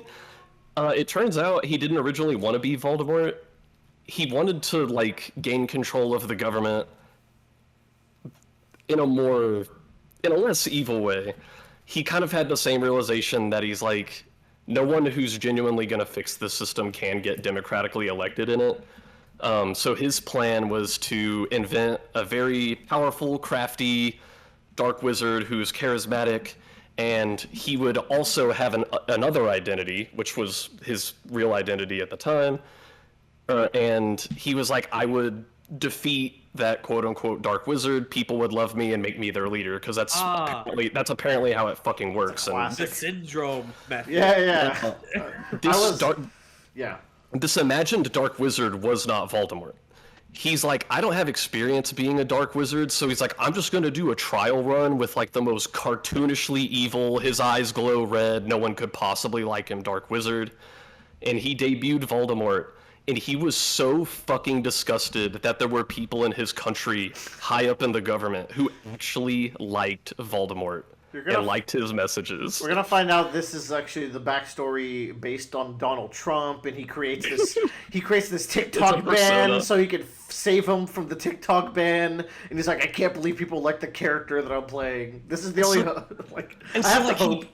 So like he didn't start out that evil, but then like that tremendous disappointment at the fact that people didn't universally reject Voldemort really, really got him. But then as he was playing this part, he was like, for the first time in my life, if there was someone who was in the way of doing things the right way, I could actually just kill them. It was allowed, because I was Voldemort. And then he discovered that he liked doing that. He hated reasoning with people. He was done with it. He got joy out of killing the stupid people who were stopping the government from being as good as it could be. And that's kind of, I think, how he went down the rabbit hole of becoming evil. So it's kind of a fun way to write him. Classic. I love murder. Murder is awesome. Motivation. Everybody buy Toriko. Sick. That's how Bradley Classic signs up. murder. Classic. All right, what do we got next then? Okay, Joe. Speaking of stories that have been reinterpreted to explore different aspects of them, let's talk about the Romance of the Three Kingdoms, aka Dynasty Warriors Origins. Okay. That could have been two different things, but yeah. Well, you know, I'm building something up here. So Dynasty this is a Dynasty Warriors game. Yes. This is the first one I've ever played. Yes. Yeah, this is Dynasty Warriors Origins. It came out this year. It's a Dynasty Warriors game. It's based off the Romance of the Three Kingdoms, which I believe all of them except for their spin-off games are based off of. If not like yeah. So it's also like my actual first mainline one as well, and I kind of just was like, I want an updated like Dynasty Warriors or Muso like game, because all I have is Pirate Warriors. Pirate Warriors is really fun, but I wanted to see like what can this team cook after so many years. I heard this one had good buzz, which is why I was like, this is the one I'll try. Same. Same. And it's fun. It's really pretty. I really like the atmosphere of it all.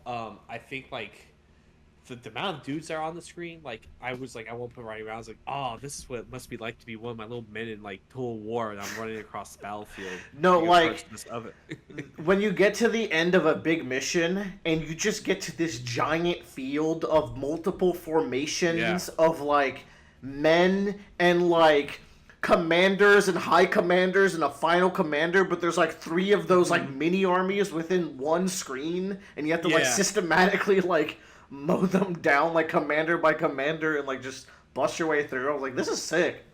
Yeah, it feels great.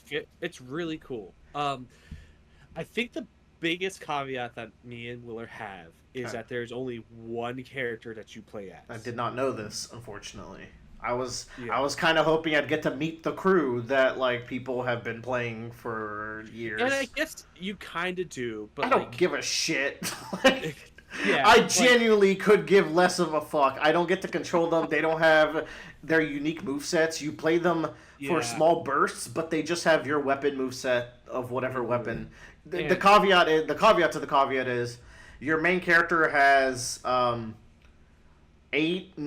different weapons he can equip, and each one of them has a moveset of their own. But I'd say, like, even those movesets are not necessarily bigger than the moveset of a, like, Hyrule Warriors or Pirate Warriors character. Yeah. So really, there's only 9 characters in the game. I will say, though, that, like, they do have a couple of unique niches that all stand out. But, I mean, so do, like, for every, like, generic character in a Musou game, there's also a character with, like, a weird gimmick. And I feel like... So there's always a Beige or a Bart. Or... Yeah, exactly. Like, in Hyrule Warriors, you have, like, fucking... Link from Majora's Mask, who gets to turn into Fierce Deity. Like, there's all sorts of, like, little gimmicks and stuff that they sprinkle in. So, like, at the very least, all the weapons have their own unique gimmick, but that's kind of, like, the bare minimum. Where the combat does shine, though, is that I think they spent that time to develop, like, a more robust fighting general system where it feels a little more soulsy, if I dare use the unholy word. It requires you to actually, like, think. Where, like, in like Pirate Warriors, and that's like a much older game, like, you would just walk up and, like, what super is available? I'm doing that one. He's fucking dead. All right, let's move on. I mean, on the harder difficulties, I wouldn't agree to that, but it's more on that game. It's more like it's more hit and run. As this is more like I'm locked on. We're dueling. I'm countering and perfect dodging. And that leads to, like, stance breaks that also exist in, like, Hyrule Warriors, where, like, you completely break their armor, and then you get to do a finisher on them. So they really expanded that aspect. You also get, like, these little crew attacks. You get equipable face attacks. But even then, like, I don't think they're as flashy as you would hope they are, because they're, like, the only ways to really customize your moveset. Were you getting messed up in, like, pressing buttons because, like, you're wired for, like, Pirate Warriors, and, like, the buttons were, like L1 isn't to do the wheel like it is on Pirate Warriors, it's R1 or something like that? Was that I think it's R1 on both. Is it? Yeah. I could have sworn it was L1. The one difference is I put all my super move, like my power-up states on circle, but in this game I have to put, like, my counter move on circle. Yeah. But regardless, that, like, even said, like, those 9 characters are 9 good characters, and there's a lot of fucking dudes to fight, and you get to ride a horse, and the maps are good. So I'm still vibing. I sometimes wish there were more dudes. Like, yeah, just throw every dude at me. It feels great. I know, it's awesome. And, like, the one thing is that, like, Romance of the Three Kingdoms, like, the actual story is like a well-known, like, a really beloved, like, Chinese story. It's what introduces Guan Yu, which becomes the Chinese God of War, and Lu Bu, which is, like, his opposite. And, like, but man, it's just atrocious writing all around in terms of, like, so this is another like game. Writing. This is the second game I'm currently playing where I skip every cutscene. I will say in Granblue Rising, I watched some of them at least. So in my cutscene skipping era, this one definitely took the cake for, like, I don't give a fuck. Get me to the next fight. People are just saying words. I'm like, all right, man, come on, let's just move on. I mean, it's probably doing, from what I understand, it's doing a good retelling. Like, it's getting into, apparently, like, you're fighting all these Yellow Turban rebellion dudes, and apparently that's, like, a part of history that none of the other games cover, and, like, people were excited about that. I was like, that's cool. Yeah. They usually, like, flanderize them because they are very much, like, big villainous energy and, like, the romance. Like, they're really propagandized. It's, these people, like, it's a big ass myth, right? I'd expect nothing less. Yeah. So it's like, I don't know, but we don't play the games for that. But, like, it's a gorgeous looking game. Like, it runs really well on the Pro as well. Yeah, very few hitches, and it's got a lot going on. So Will and I wish we could, like, just play together because it'd be so fun to just, like, split up on the map and they're like, all right, I'll take this for it, you take this for it. There's no online. Why can't you be, like, a color palette swapped wanderer, and then we just, like, because, like, the sense of scale of the fights is great. Like, they also do cool, like, okay, group up and we're all gonna charge together, and you get, like, a burst of speed while you're charging. There's, like, all these cool, like, it's doing the war side of things really fun. Yeah. There's, like, this tactic system too, where, like, the enemy's like, oh, they're doing fire arrows. You gotta blow up so many archers to stop it. And, like, while they're doing the tactic, like, they have increased range damage. And, God, like, the fire arrows are so annoying. I know. And yeah, it would be very good if Joe can be in one corner of the map and I can be in the other corner, and then we meet at the middle, and then we just go to town. Stuff like that would be fun. I feel like there's a future in this game where they add three new weapons at the very least, because apparently it sold really well. So I'm hoping at the very least we get like 2 to 3 additional weapons just to round out that cast a little bit more. I'm really hoping that like we get a sequel, and that's when they kind of open up to all the characters being into the game. I'm down for oranges too.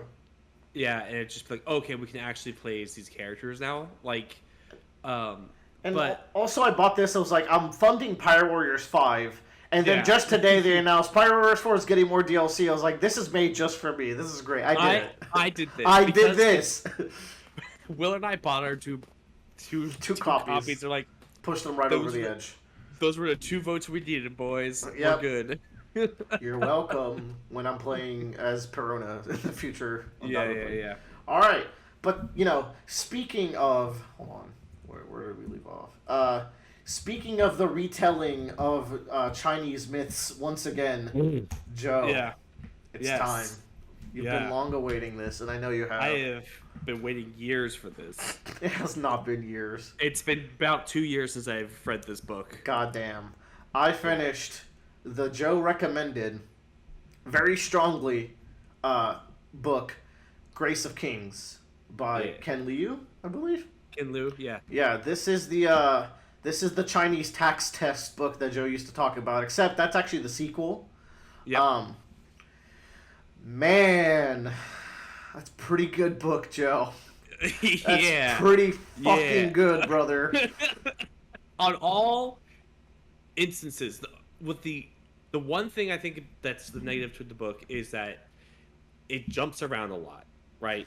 Like, and I watched a lot of reviews for this book after the fact, and that was it's hit or break for a lot of people. A lot of people love this book, and it's like one of their favorites. Some people get like filtered by that.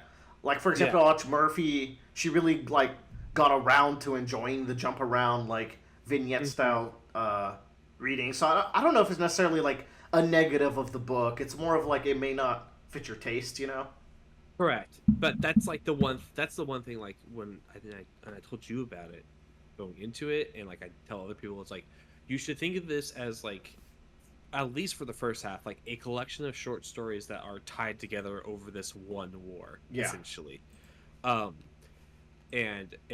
you're going to jump around, like you're going to meet a lot of characters that you are not going to end up needing to know later in the book as much. We'll just say. Yeah, I was definitely scared, and I think I said this last time. So I did a checkpoint of like getting lost a bit in how fast the story moves. But by the end of it, like, I think you get a really good gist, and like it grounds you back to where you need to be really well. Mm-hmm. Yeah, and like the benefit of all those is that you get like, first of all, to explain the book. So the book is set in this in this country of Dara, which is like this island kind of country. It's got this really big island and a bunch of few smaller islands around.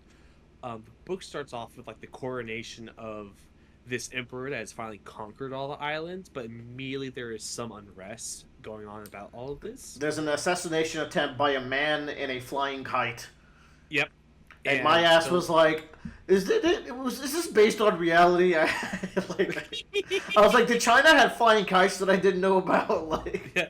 Dude threw a fireball. But like basically like, and then after that, like, eventually the king dies, and there's this whole like rebellion and revolt as people try to like grab the power vacuum that he leaves. And so like, especially for the first half of the book, you jump around a lot to like experience like what's going on in the different parts of these countries, and like what's everyone doing, how are they experiencing it, like how are they dealing with this situation, who's winning, who's losing, and all this other stuff.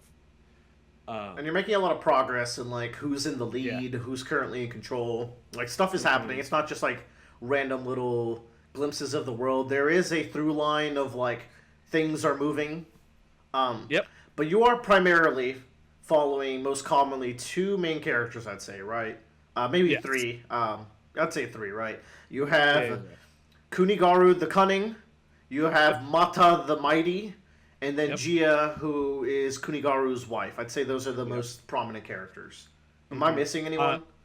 Luanzia. Luanzia, I'd say like he's secondary to them, like by a decent margin. But still instrumental. Yeah.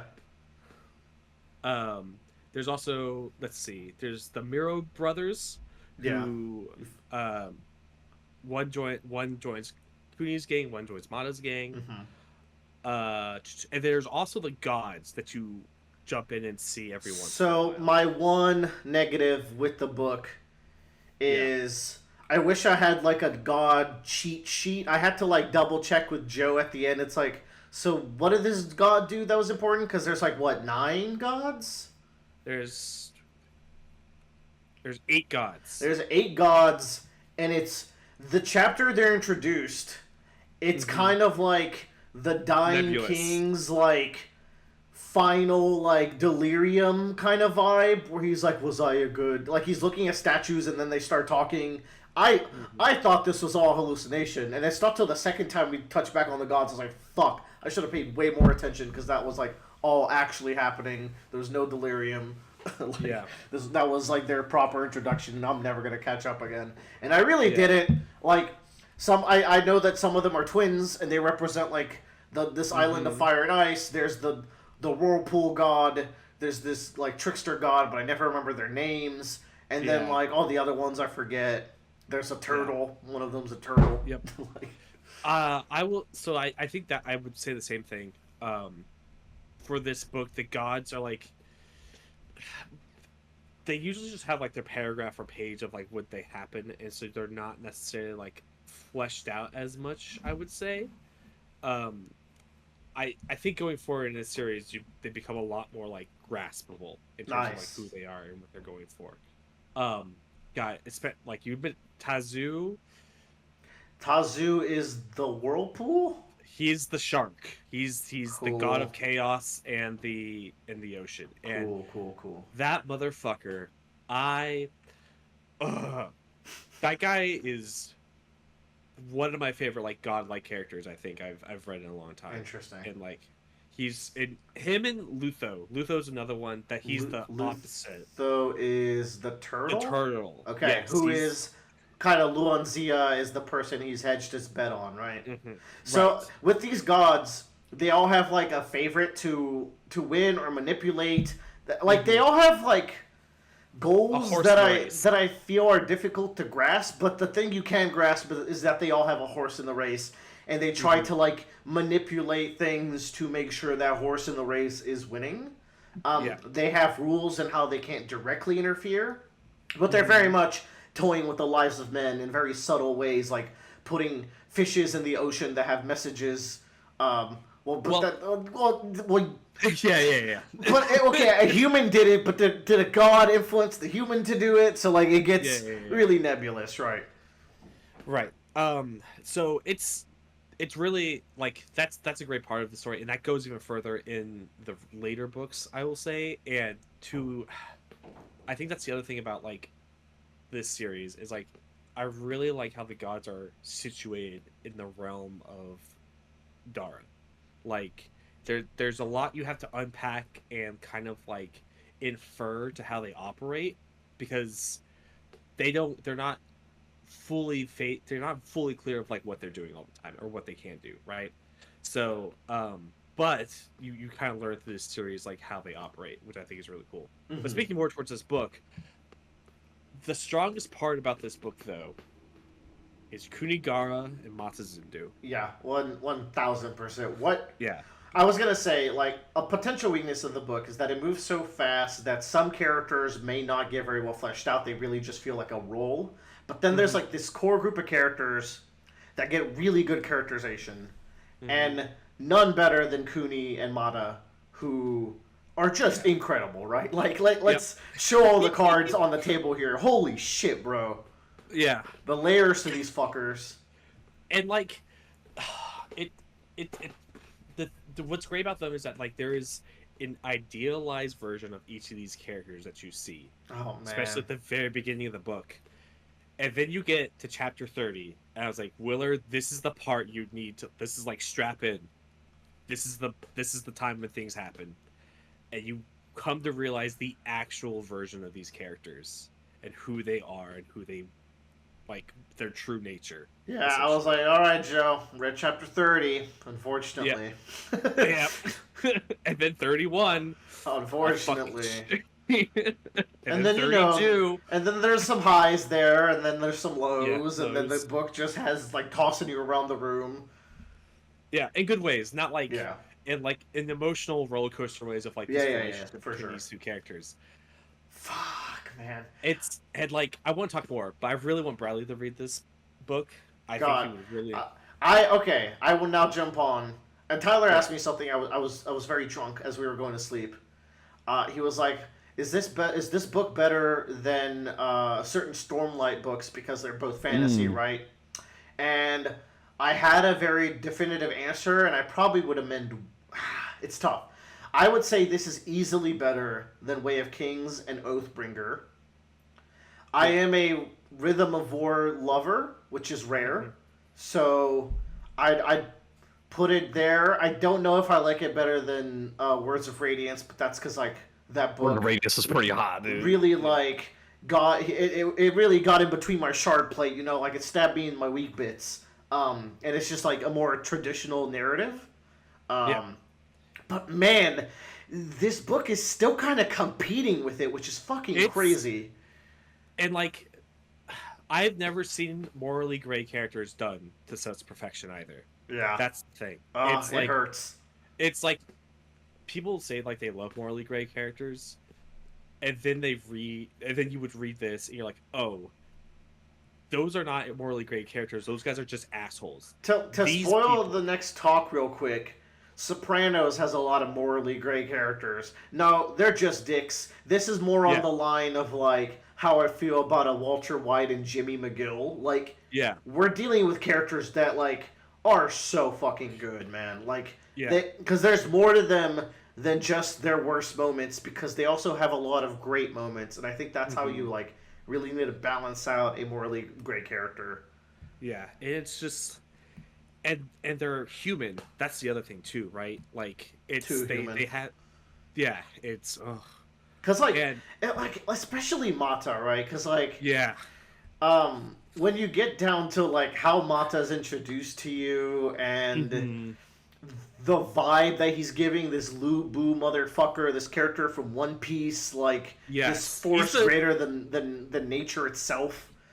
He's the shonen protagonist that could have been. Right? Yeah, and then like, so when he stumbles and drips, you really feel it, man. Yeah, and you're like, whoa, and then you get to the penultimate chapter of this book. Oh my fucking god, bro! And Bradley, it's one of my favorite climaxes I've read.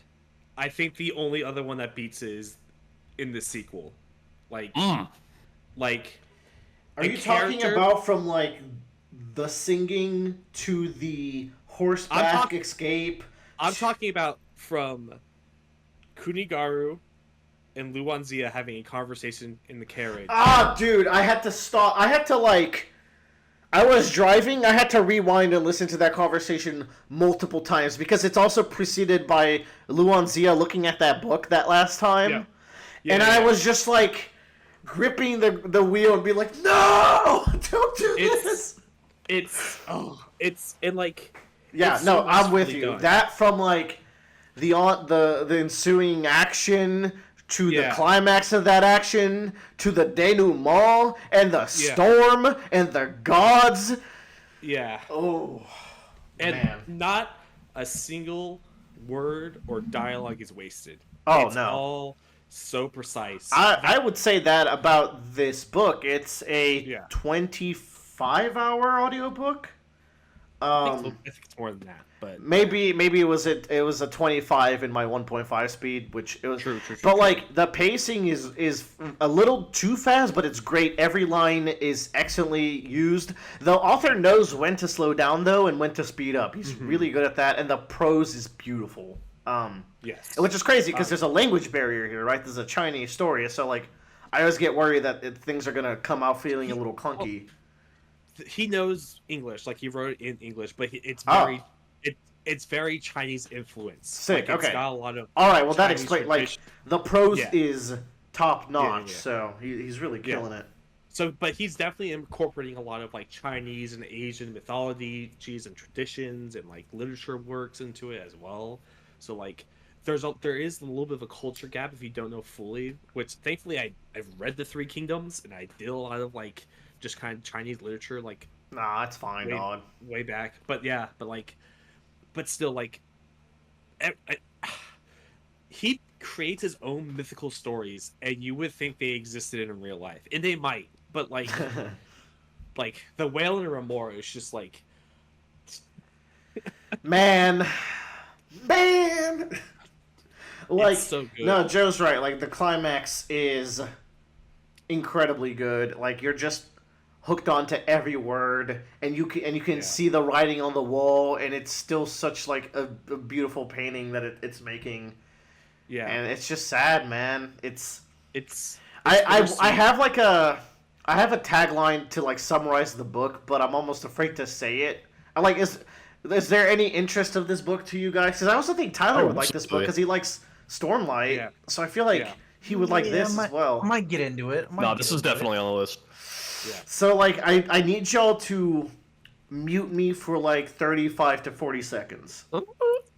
Okay. Joe, to me, this is a story of Kunigaru surrounding himself with ambitious people who push their own personal boundaries again and again. Yes. But then they could not stop pushing boundaries and overcoming challenges, and to very disastrous results.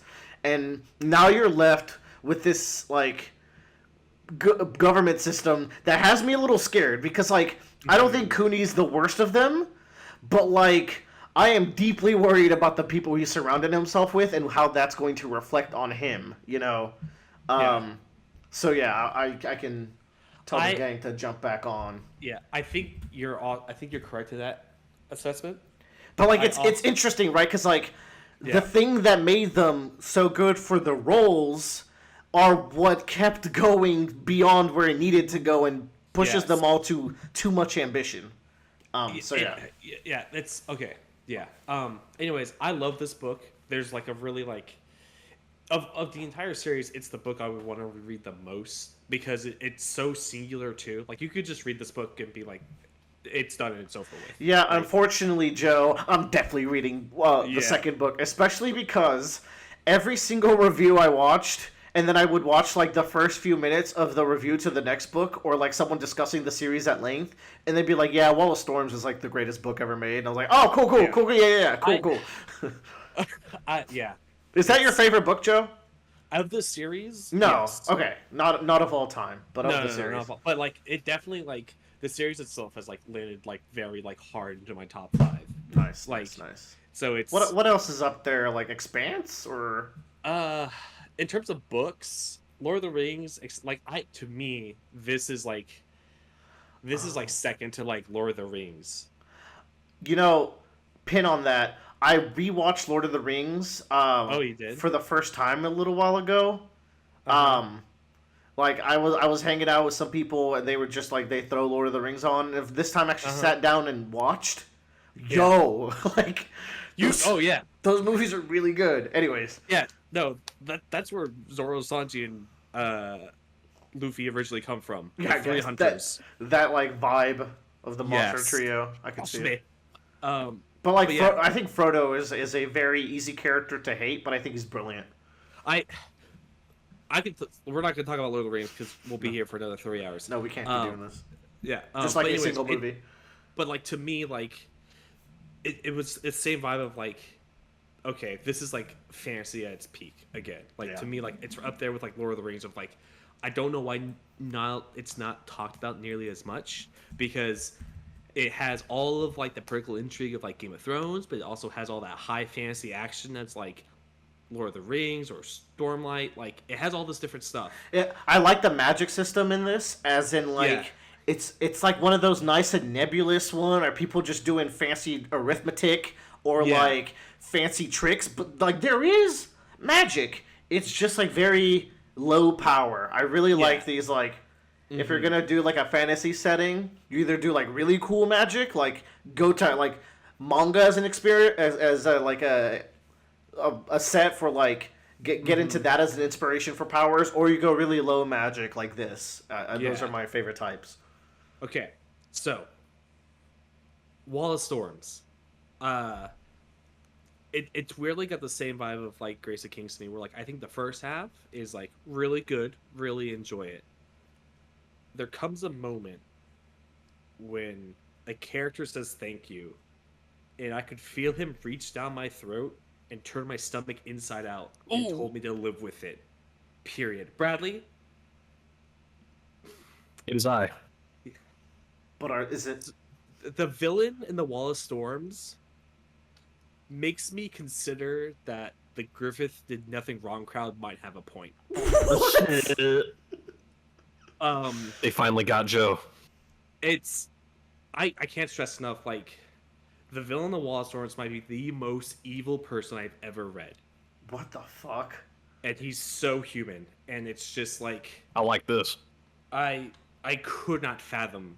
And the thing is, it's like I don't want to get any more, but it was just one of those things where it's like this man can't stop winning, and I need him to stop. Oh like, no, not him. Anyone but him. Yeah. Maybe like, I don't need to read this book, actually. Maybe I've suffered enough. But Wall of Storms is fantastic. The other thing, Willard, it's a lot more straightforward. It's like, all right, we're done jumping around. We have these characters, and we're just going with them. Let's fucking go. Not necessarily these characters from... But we have the setting. We're going to follow a core cast now. Like a normal ass book. It's going to be a lot more linear in its nature, I would say. Yeah, I recommend this to both of you other fellows. Yeah. You now have my seal of approval as well. I think this book is fan-fucking-tastic, and I'm really excited for the future. I will definitely read the next one. However, my next book is Stormlight 5. I've already started. We're in there. Woo, baby! Stormlight 5, I will just throw in, has a very interesting... Tyler, you haven't started at all, right? No, I haven't. You spoiled something for me already. Ooh. It's kind of poopy. We were doing bed talk. I was pillow talking with Tyler, and something came out. Bed talk. And that's why he hit me with the Mushoku Tensei. What I will was say, a retaliatory action. I will admit. You got hit by the 3-bar Mushoku Tensei. I did. It was critical. What I will say, and this probably won't be a spoiler to you, Tyler, but like the structure of the book, from what I can understand, is that it's a long ass, like 60-hour book, and it's taking over the course of 10 days. And then instead of like parts, you have day ends. It's pretty cool. I like this so far, and I'm sure like if you remember how Rhythm of War ends, Tyler, like that makes sense. I don't know if it goes beyond those 10 days. I imagine it doesn't. But yeah, I'm just throwing that in there for fantasy time. But if that's good on Grace of Kings, you got any other questions to ask me, Joe? Like little discussion cues. Nothing really. The only thing I would say is I'll link it again. Is the list of characters I would review those gods. I went over those, but I will go over it again. Yeah. I would just look at those gods again. For sure. That's the one particularly like I need to.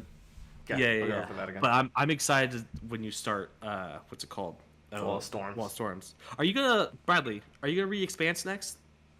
I was going to, but since Willard did Dungeon Crawl Carl 3 and it's short enough, I was like, okay, fuck it, I'll blow through that and then I'll hit Expanse. Yo, let's go. DCC 3, good book. Okay, right, let's move on. I'm going to talk about The Sopranos Season 1, because I've been watching that. In another blood pact I've created, my blood is spilt all over the land. I'm forcing our friend Keith to finish Twin Peaks, and to watch Vinland Saga Season 1 and 2, because I think everyone needs to watch Vinland Saga Season 1 and 2. And if I would do anything to make Bradley watch it as well, but there's only so much a man can spill. So in return, I'm watching Sopranos. And has anyone here seen The Sopranos? No. I've seen a lot of clips, but never really sat down and watched I it. googled it and I realized what I was picturing in my head when I read Sopranos was actually King of Queens, and I have no idea why. I was like, okay, we're talking about this. No, that's so not right. Okay, so what do y'all know about The Sopranos? It's Tony Soprano. Yeah. Okay, Tyler knows the most by far. Tony Soprano talks to a therapist.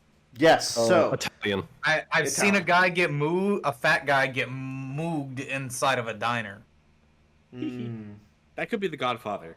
You don't know. You don't know what Tyler's talking about. I don't think that's happened yet, but we have 6 seasons of this bitch, so we got a ways to go. I know The Sopranos has one of the most controversial endings of all time. So but I then will it is start peak by cinema. knowing what the ending is. And I've always liked the idea of the ending, and like as we're building up to it, I'm sure it's gonna be even better. So I don't think that'll be a problem there. So this is a story of Tony Soprano, pretty high up in the New Jersey mob.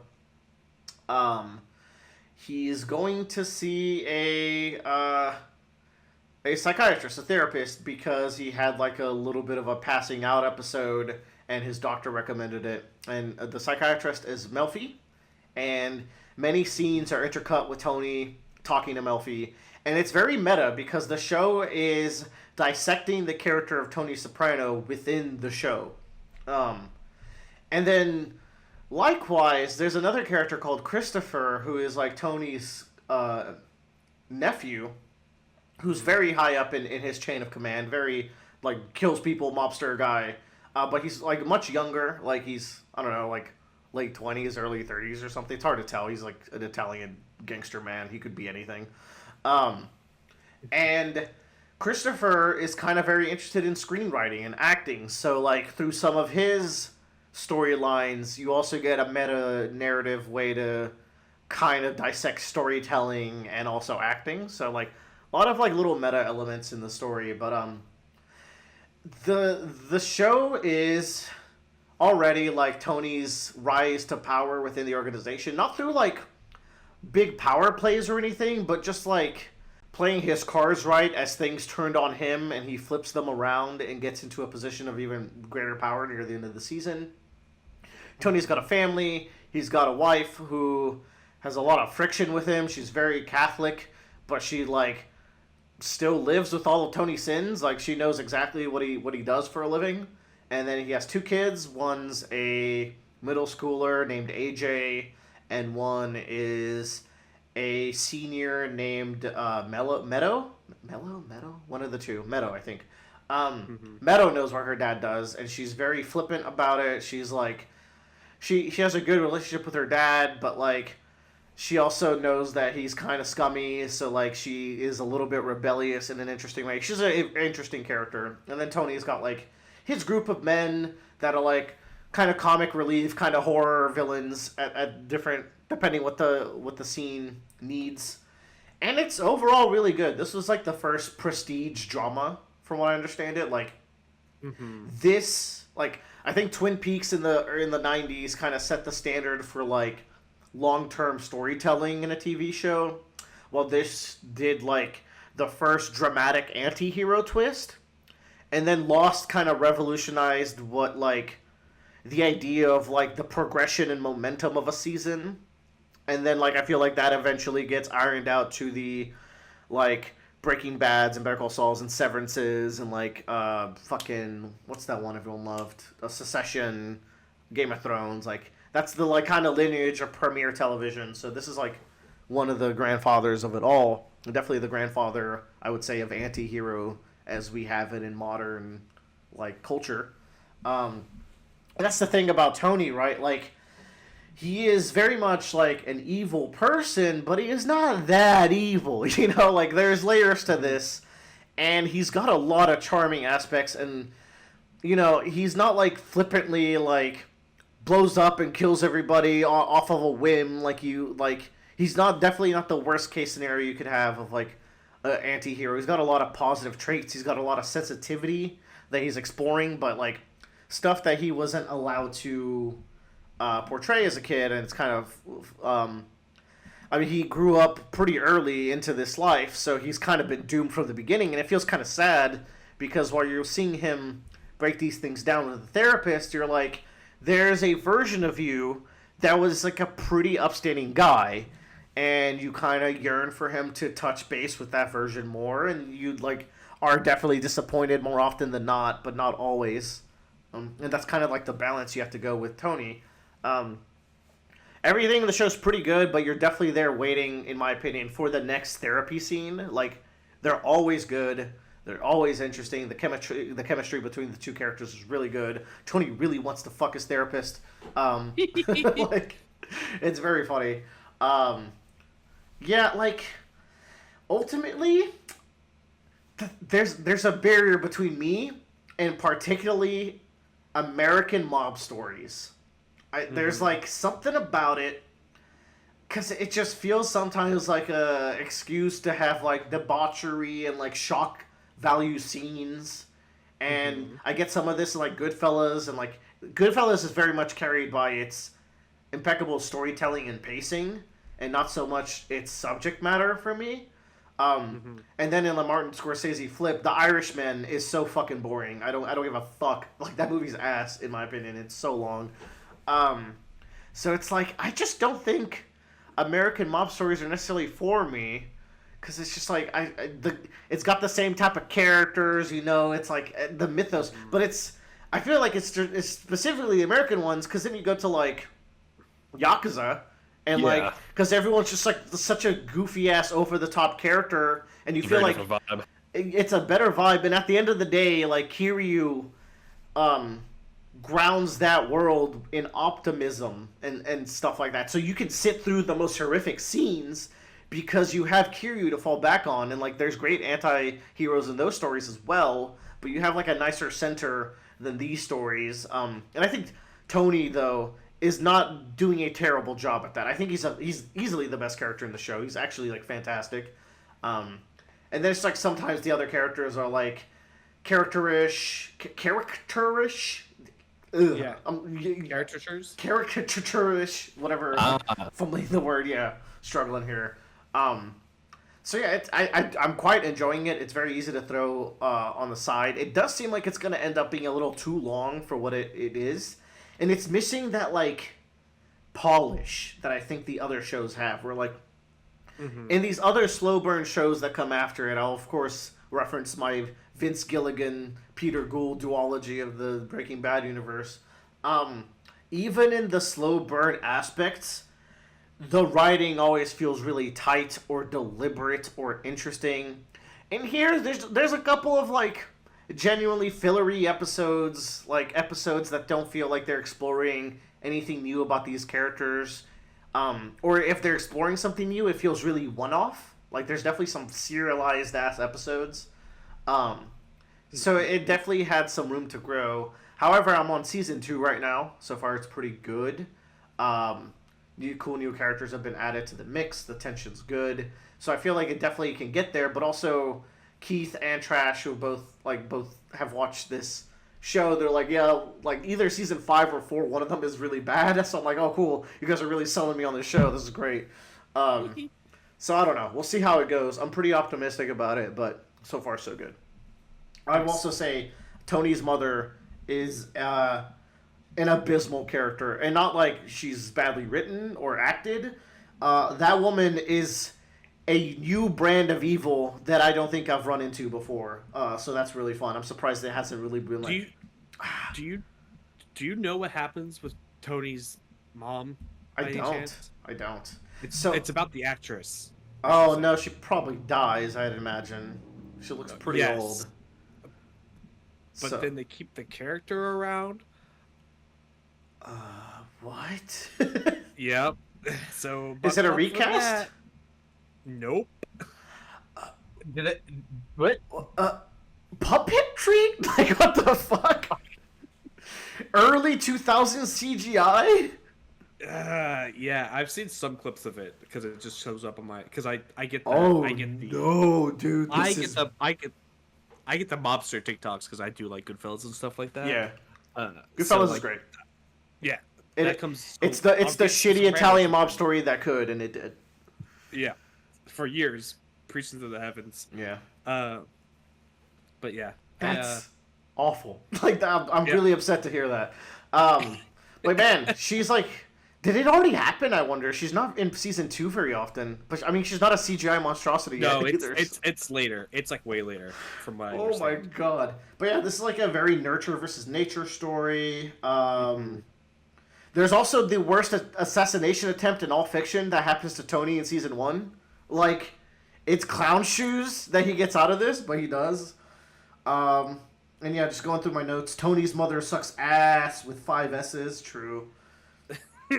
My one big thing that I don't know what happens to Melfi, the therapist. That's like my greatest plot hook in the story that I know nothing about. So Yeah. I'm very curious to see where that goes. Do you know who her actress is?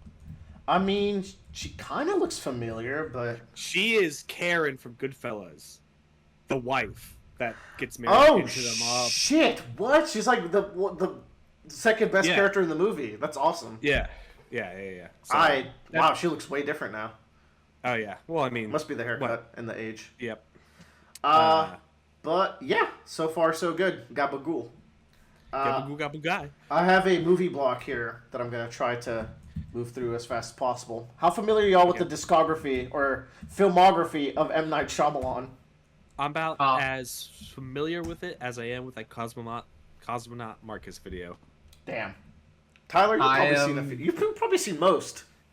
I've seen most of them except for Knock at the Cabin. That's the one I've not watched yet. I don't think I've seen any of these.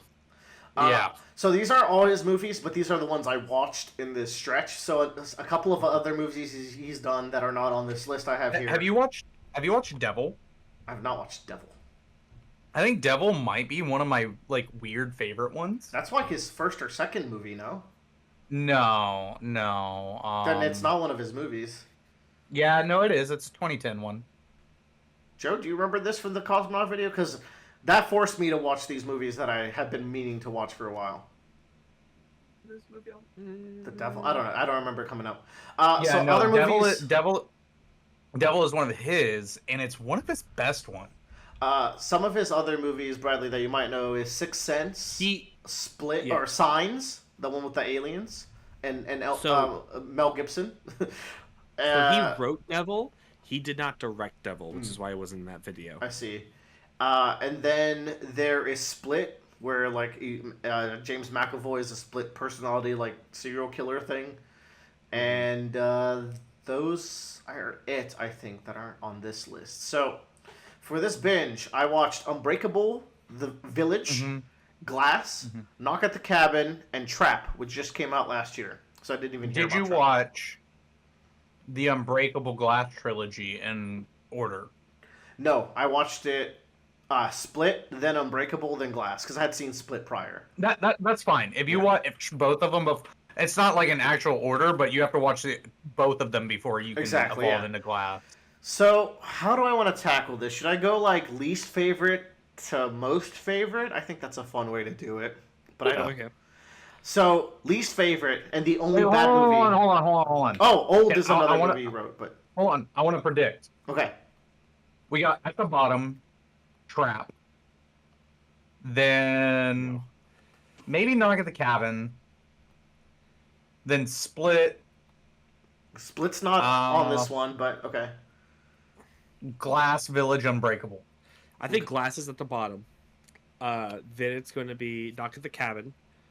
Then it's going to be Trap. Then Unbreakable. Then Village. Cool. And Bradley doesn't know any of these movies, so that's fine. Yeah. I like your predictions. So, at the bottom of the list, and my least favorite M. Night Shyamalan movie, I haven't seen that happening for all that's worth. Avatar. And I think this is worse than Old. Old's pretty decent. I like Old.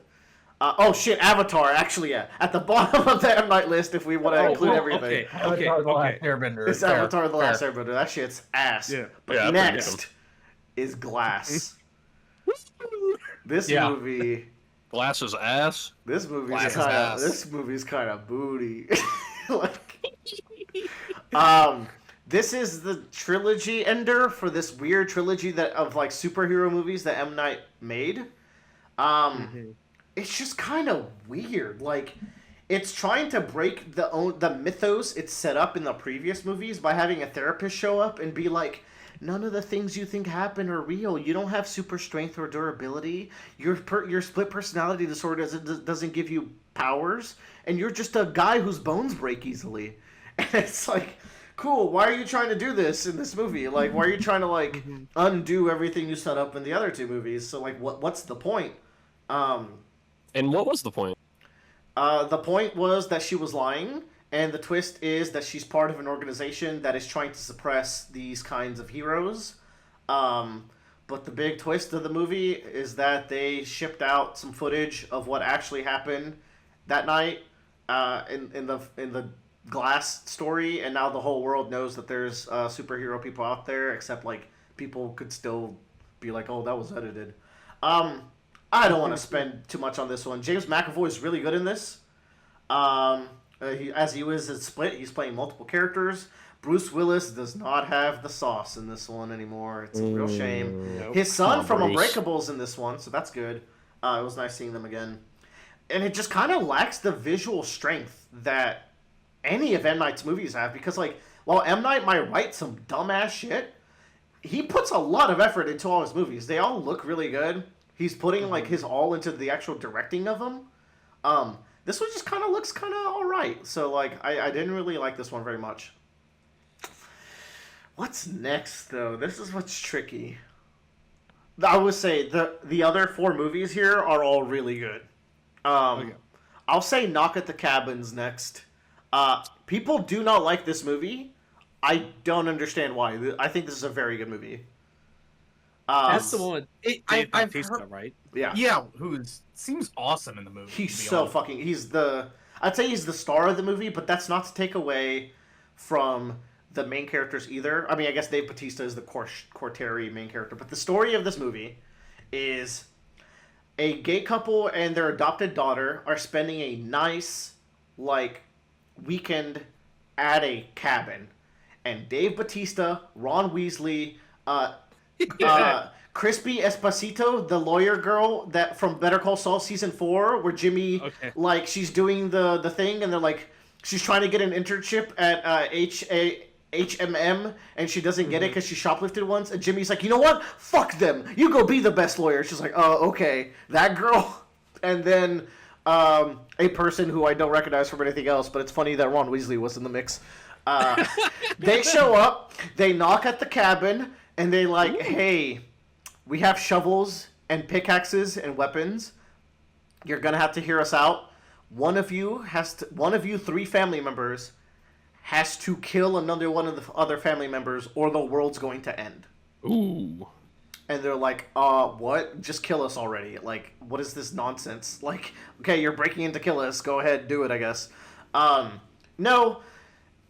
The movie makes it somewhat clear that this is, like, pretty dangerous. Or, like, they're very convincing, I will say. The people that are showed up, because they turn on the TV at every couple of intervals, and, like, the next calamity is about to happen.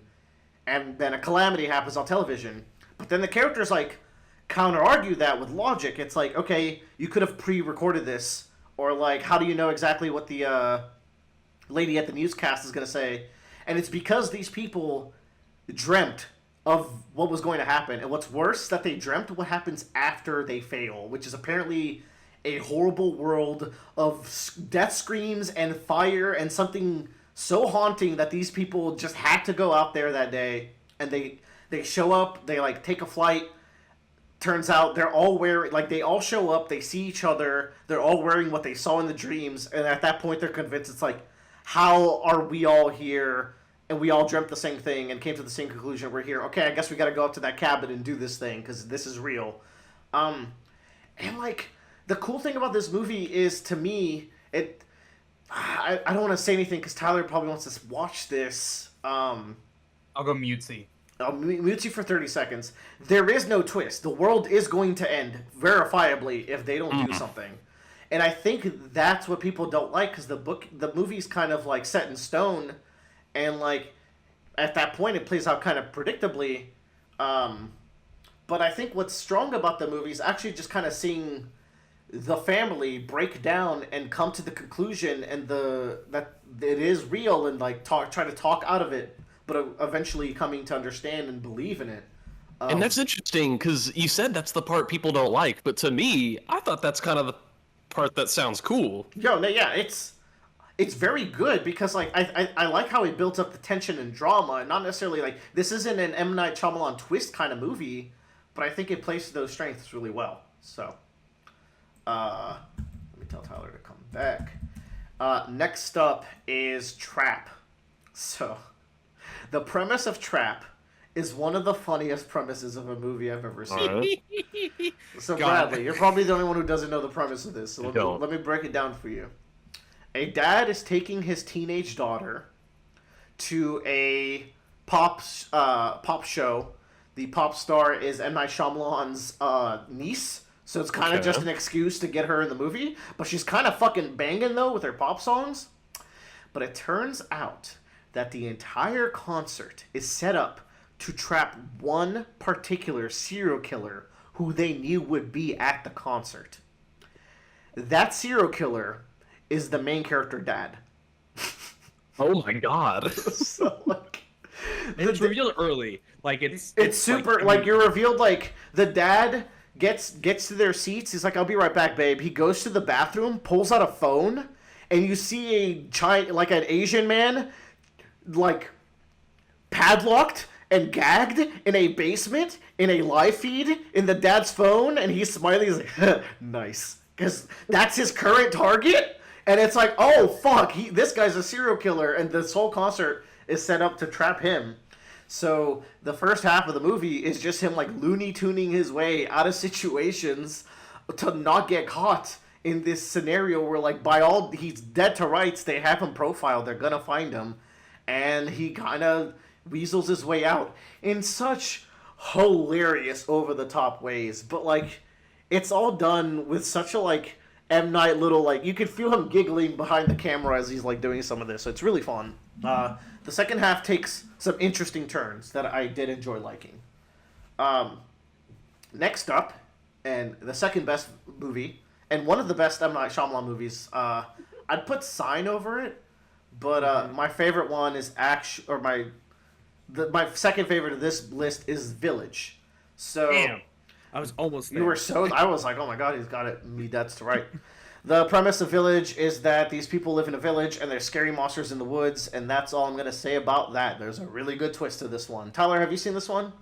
Yeah, I've seen Village. Yo, Dallas Bryce Howard.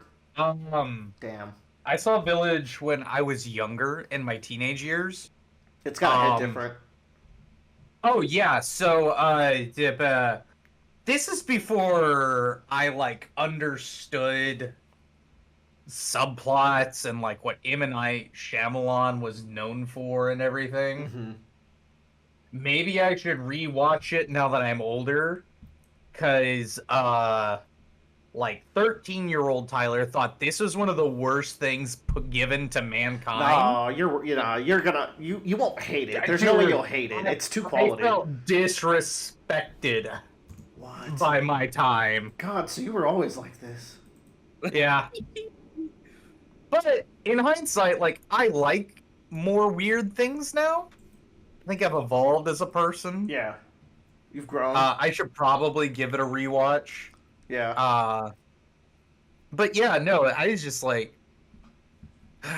I think I went in because I think this was probably one of the first M. Night Shyamalan movies. I didn't watch Sixth Sense or Signs before this. So fun fact, I didn't watch Sixth Sense, and in this binge, I decided also not to because I've seen enough of it. It's like, I get it. It's amazing. Like, I've read Stop Motion. Yeah. No. Hey, I was not like 14. I was like 10.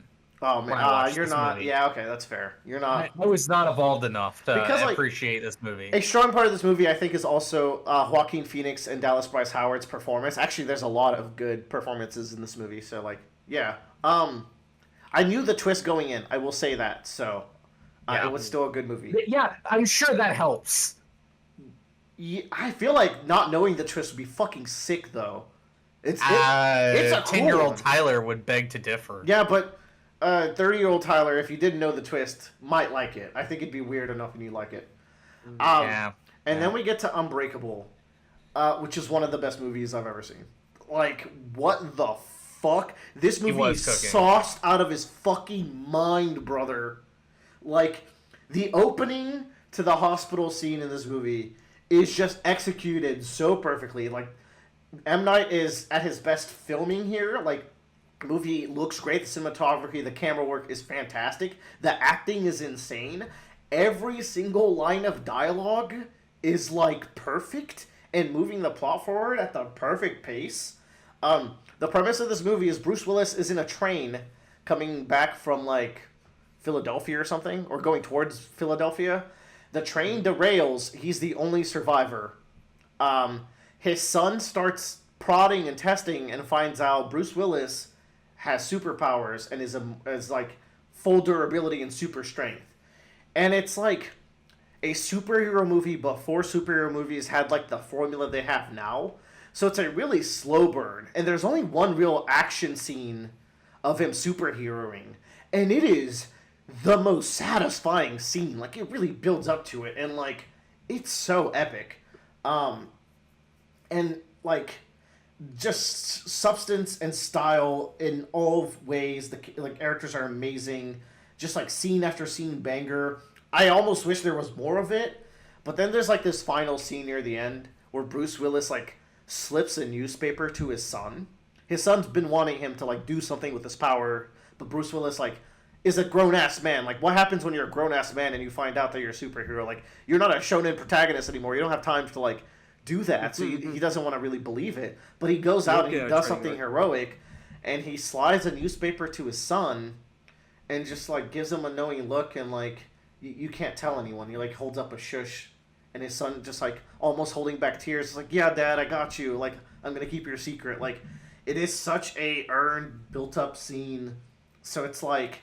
And then the villain, Samuel L. Jackson as Mr. Glass, is fan-fucking-tastic. Which is why Glass is so bad. This movie was so good, and Split's pretty good, too. Do you want to know what happens in Glass? I'm going to spoil a moment in Glass. It is a character death. Okay. Fuck it. None of you should ever watch Glass. Because actually, like, you should watch Unbreakable and Split and not watch the last one. What happens is... They kill Bruce Willis's character. He has a phobia of water from when he was a child. That's like his one weakness as a superhero. His character is killed by being held down to a puddle. Not a pool. Yeah. Not a vat of water. A puddle. Like, if it was on the ground. If it was a pool, at least that would be like, oh, it's tragic, it's ironic, but a puddle... I don't know. Like, he says, like, in Unbreakable, he even has a line where it's like, I almost drowned. That's how normal people die. Like, there's nothing special about me. But it's like, it was such a unsatisfying way. They killed him for no reason, just to make sure that studios couldn't use him for anything. It felt like it was really bad. But yeah, everyone should go watch Unbreakable. This movie is really, really well done. And that ends the binge. Which now opens the table for something I'm sure you have all been very excited for. Very. Wait, Willard, before we get on to that, Yes. you should, I think, watch The Devil, even though you don't like horror movies as much. No one's ever said that. No one said that about Willard.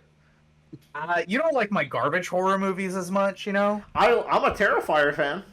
You are a Terrifier fan, which, you know, Terrifier 3's been out of theaters for a while. Haven't That watched one's for it a yet. watch. I know. Maybe at your next movie night, that you're going to contribute that title to. I'm Just not. to force people. I could do that this weekend. Why would I do that? That's your job. It is your job to ruin people's nights, not me. I want to watch The Substance. Okay, I have things I need to do. Oh, I need to watch The Substance. I hear The Substance is endless. You would not like The Substance, but you also don't like movies that I like, so. I have heard from multiple people that The Substance is not good. I have heard from multiple people that The Substance is peak. So how about that? It's medium. Interesting. Yep. I'm pretty excited for it. That and The Brutalist. Have you seen The Visit? Yeah. Oh, The Visit. So if we want to do my top like 4 or 5 of M. Night, it's Unbreakable is number 1 with a bullet. Then it's Signs. Then it's village and visit, and then it gets nebulous. It's probably like either knock at the cabin or trap. Trap's so stupid, bro, but like Trap is stupid. it's really good though. That's peak stupid. Yeah, it is peak stupid. With that in mind, I will now formally let you guys talk about this awful game, reviewing really poorly. Everyone hates it. It's Sid 7. No. Yo. Look, the game is a mix of it's a mix of new stuff I really like and new stuff I'm like sure about yet. Ooh. Okay. So Joe and I bought. No, we all three bought this game in advanced access. Yeah. Yes. So we've been playing it for more. This is a day after launch. This is day of launch day. Yeah, day of launch. And we have been playing it for almost 5-6 days now. I'm at 28 hours, I think, at this point. Yeah, Joe's by far played it the most. I haven't finished. I'm only at 15. Yeah. I kind of want to just like start off the bat with really quickly is that the UI is not great. Yeah. So here's my question. Yeah. What do you mean, overall or aesthetically? So aesthetically, it's fine. That's whatever. The problem I have with it is I should also, other asterisk caveat, these two are playing on PC console. I am playing on PlayStation. I will get it on PC they're playing on PC. I will get it on PC when I have access to my computer more often. One's great on the deck. Yeah. Good. That's good to know. So all my things are from PlayStation. Like, the thing about the UI is there are several parts of it that do not convey proper, like, what the hell is going on. Yes. Like, absolutely. when you put stuff down on like a tile, like for adjacency bonuses, there are no arrows to tell you where you're getting those adjacency bonuses are. There's a little thing on the side that says northwest, northeast, and stuff like that, but like that's not very clear. I need like arrows would be way more faster to identify. That's my deal with the adjacency bonuses. Like whenever I'm placing something, I can't tell if the yields it's showing me is like what the new yields will be or what they currently are, it's what the new yields will be. I will tell you that, Bradley. Okay, that's good. But like, why can't I just if I'm a new player playing for the first time, I think I should be able to tell. Yes, I agree. So that's number one. Number two, on the PlayStation, there are several aspects of the UI that just straight up don't work. Like I can't use the search function in the Civilopedia at all. Like, oh my god, it was being buggy for me too on Steam.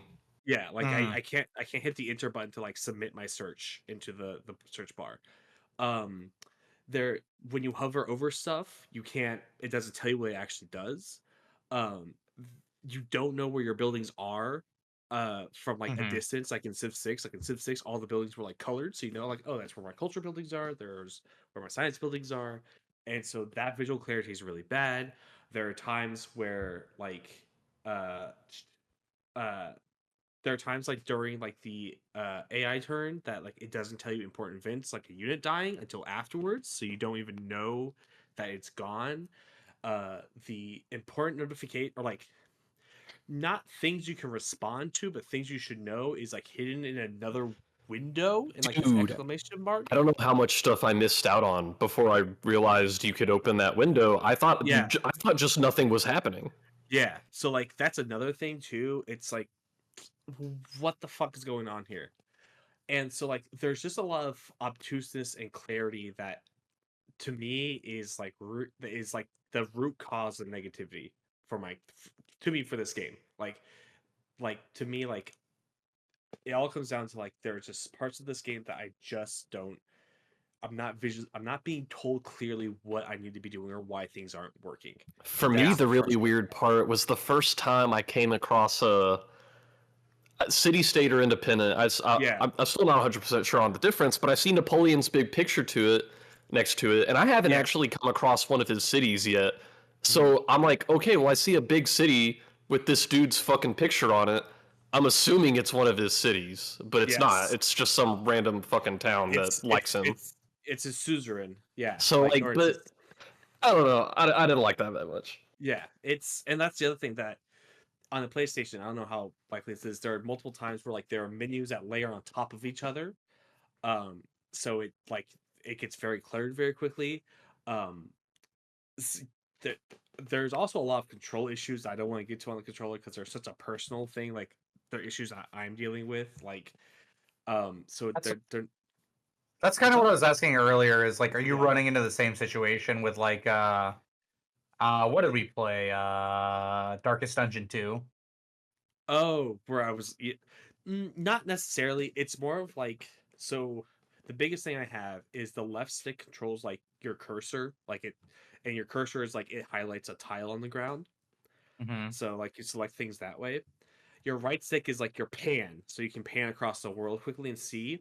There's Yeah. no way for me to snap the cursor to where I have panned. Yes, holy shit, that's annoying. What? Yes, so it's like I I've got like 6 buttons on this thing. You could put a button on there that like makes this snap to the middle of the screen. Like I don't understand why it's not doing Because that. like on the Switch, I think it was clicking in the right stick. Yeah. And so it was just like, why is this not a function? Yada yada yada. And so like I think like that's the biggest thing for me, like negative wise. Like the UI UX needs a lot of work. And it needs Yeah. like but like there it's also stuff that's like this is simple things that can be fixed. Yeah, That's I'm the not one that worried. that's the one silver lining. These are things that like they are not fundamental to the game loop. It's just clarity on some stuff and some quality of life features and just being able to do and just kind of being able to like communicate to the player like why these things are important. That's my main negative. I And that's fucking the thing. love yeah. That's the thing. Like outside of the negatives, we've already. Those are most of my negatives. Like Yes. I'm really liking all the other I new stuff. I fucking love the rest of this game. I'm having so much fun. Um so the like big thing they changed this game is the decoupling of leaders to civs. Now Like, look, I was just talking about how I love a bunch of shit in this game. uh-huh. Th- Were you This talking about that? this is gonna sound weird.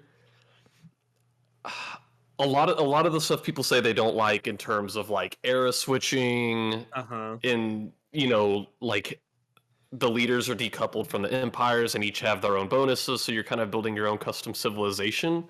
Yeah, Mechanically, I like all of this. I I do like too. that you can kind of build a custom civilization and evolve it through the ages and I don't know, have a unique experience. Mechanically, it's all great, but I don't know. I think having a leader that doesn't match the civilization is just weird for me. It's confusing. I'm like, why is Napoleon Mayans? Why is Gandhi Greece? I don't know. I get why, You don't but like a greasy Gandhi? Mhm. I love the civilization switching. I think it's one of the best things they have made in the series. Um, so when it comes to Civ, fun fact from story for me, I do not play any Civs that have early game advantage. I don't like playing them. Primarily because like they are good for like the first eighth, maybe quarter of the game, and then they kind of just become a vanilla civilization from that point on. But with Civ switching, in every age you now are relevant, and I really really like that a lot. you can come back a lot more easily. You're Yeah. not you're not railroaded into one path. Like in Civ Mm-hmm. 6, if the first third of the game I was like, I want to do culture, you can't change your mind Yeah. because all the work you did was for culture, and if you try to go for any other victory, everybody else is going to be ahead of you. And this one, like if you did really good at culture, you can get some bonuses for the next era, and it will help. But it's not like you're hopelessly behind on everything else. Yeah, and I really like that. It's just also like, and that's the thing with the legacy paths. Like with the legacy paths, they give you like clear goals and objectives that like you have like checkpoints. Like you have 3 checkpoints throughout the game, with the third one being like whether or not you win the game. And it just gamifies it a little bit. Where like, oh, okay, I have a goal to go to, especially in like these early hours of playing the game, so you can orientate yourself to how to learn and play it. But on the flip side, like later, you can eventually learn to like kind of diversify yourself, where you're like, all right, I'm going more economic science and a little bit of like culture or military, and so you can kind of create your like civilization from there. And I think it's a really cool path system. That's the thing. I was reading just a a new player experience today where this guy said, you know, it was my first game and I really wanted to go science and I was really stacking it, and I ended up getting like 2 different empires declared war on me, so I kind of had to abandon everything I wanted to do and focus on military, which kind of sucked. Mm-hmm. But then, you know, I got to the era switch and I don't know, I got all of these bonuses from focusing so hard on my military. I was like, I could either keep going down that path or just make it easier to go back to doing my science stuff. Yeah, and like, and I think they do that. It's really cool too, because like every time you hit, like you have these bars, right? And like each of these bars has like certain milestones that you hit, and when you hit these milestones, you get these like legacy points that you get to spend between these ages. That's the other big thing, is these ages are fundamentally different from each other. Um, and so I think that's a really good way of like being able to like reset the game essentially, but also let the players be like, no, your antiquity era still mattered. You get all these different bonuses. Like the fact that in like economic, if you max that out, all of your cities stay cities, it's a huge advantage to like over the rest of the game, over the other civilizations that don't hit that. Like it makes you feel like, yes, I've hit this goal and now I'm like way ahead in these certain things. Or like for science, your buildings don't like degrade. Like they stay permanent if you hit the science milestones, which means you're just snowballing on science over and over again.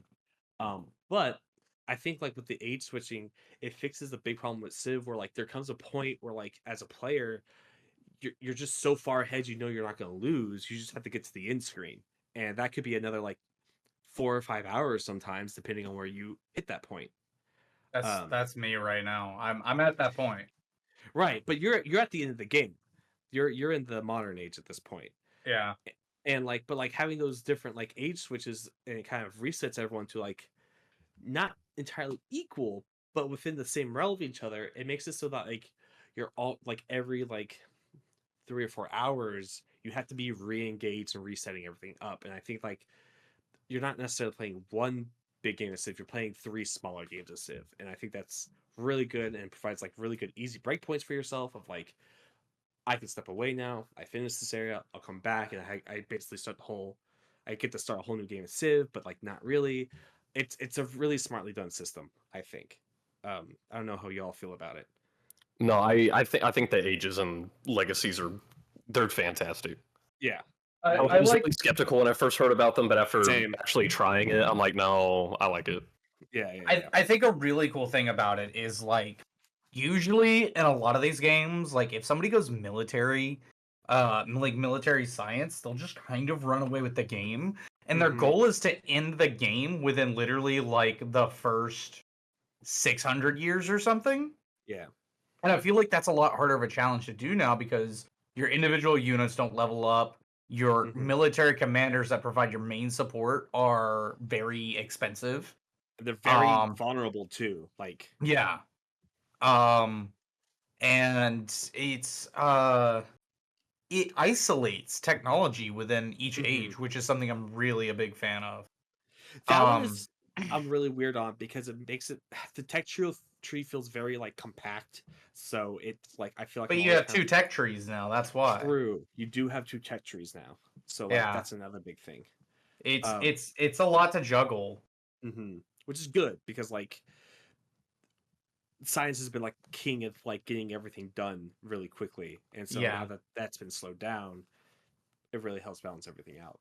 Also with the ages, like each age has its own objectives. Like you're not doing the same thing every age, which is I think kind of sick. Like going from antiquity to exploration is wild. Like it's like, all right, everyone, there's a whole new continent out there. First one to get over there and do shit wins. That is like cool. It's a huge race. Like the economic victory has been so fun to do with all of its treasure ships stuff. Yeah. What have you been playing, Bradley? So I did like the Khmer. I've seen it pronounced like 3 different ways. The Khmer civilization, which is like Cambodia, and they're military science because military science is just fun. Yeah. Cool. And so, like, what leader did you pick? Because now those are separate things. So that's the thing. I actually picked the same leader and civilization. Though whenever the era switched over, I swapped to the Inca civilization, which is one that I unlocked for I think settling near Yeah. enough mountains, which that's cool. Is I don't know, aside from the civilization switching, I do kind of like like performing certain tasks will unlock a certain civilization for you. Yeah, I like that a lot too. And they don't tell you, which is an interesting choice. Like you can't go to the menu and see it. You have to kind of like fumble into them sometimes. Which is wild. Like for Japan, you have to like settle on like 3 different tea Ooh. essentially, and that's how you unlock Japan.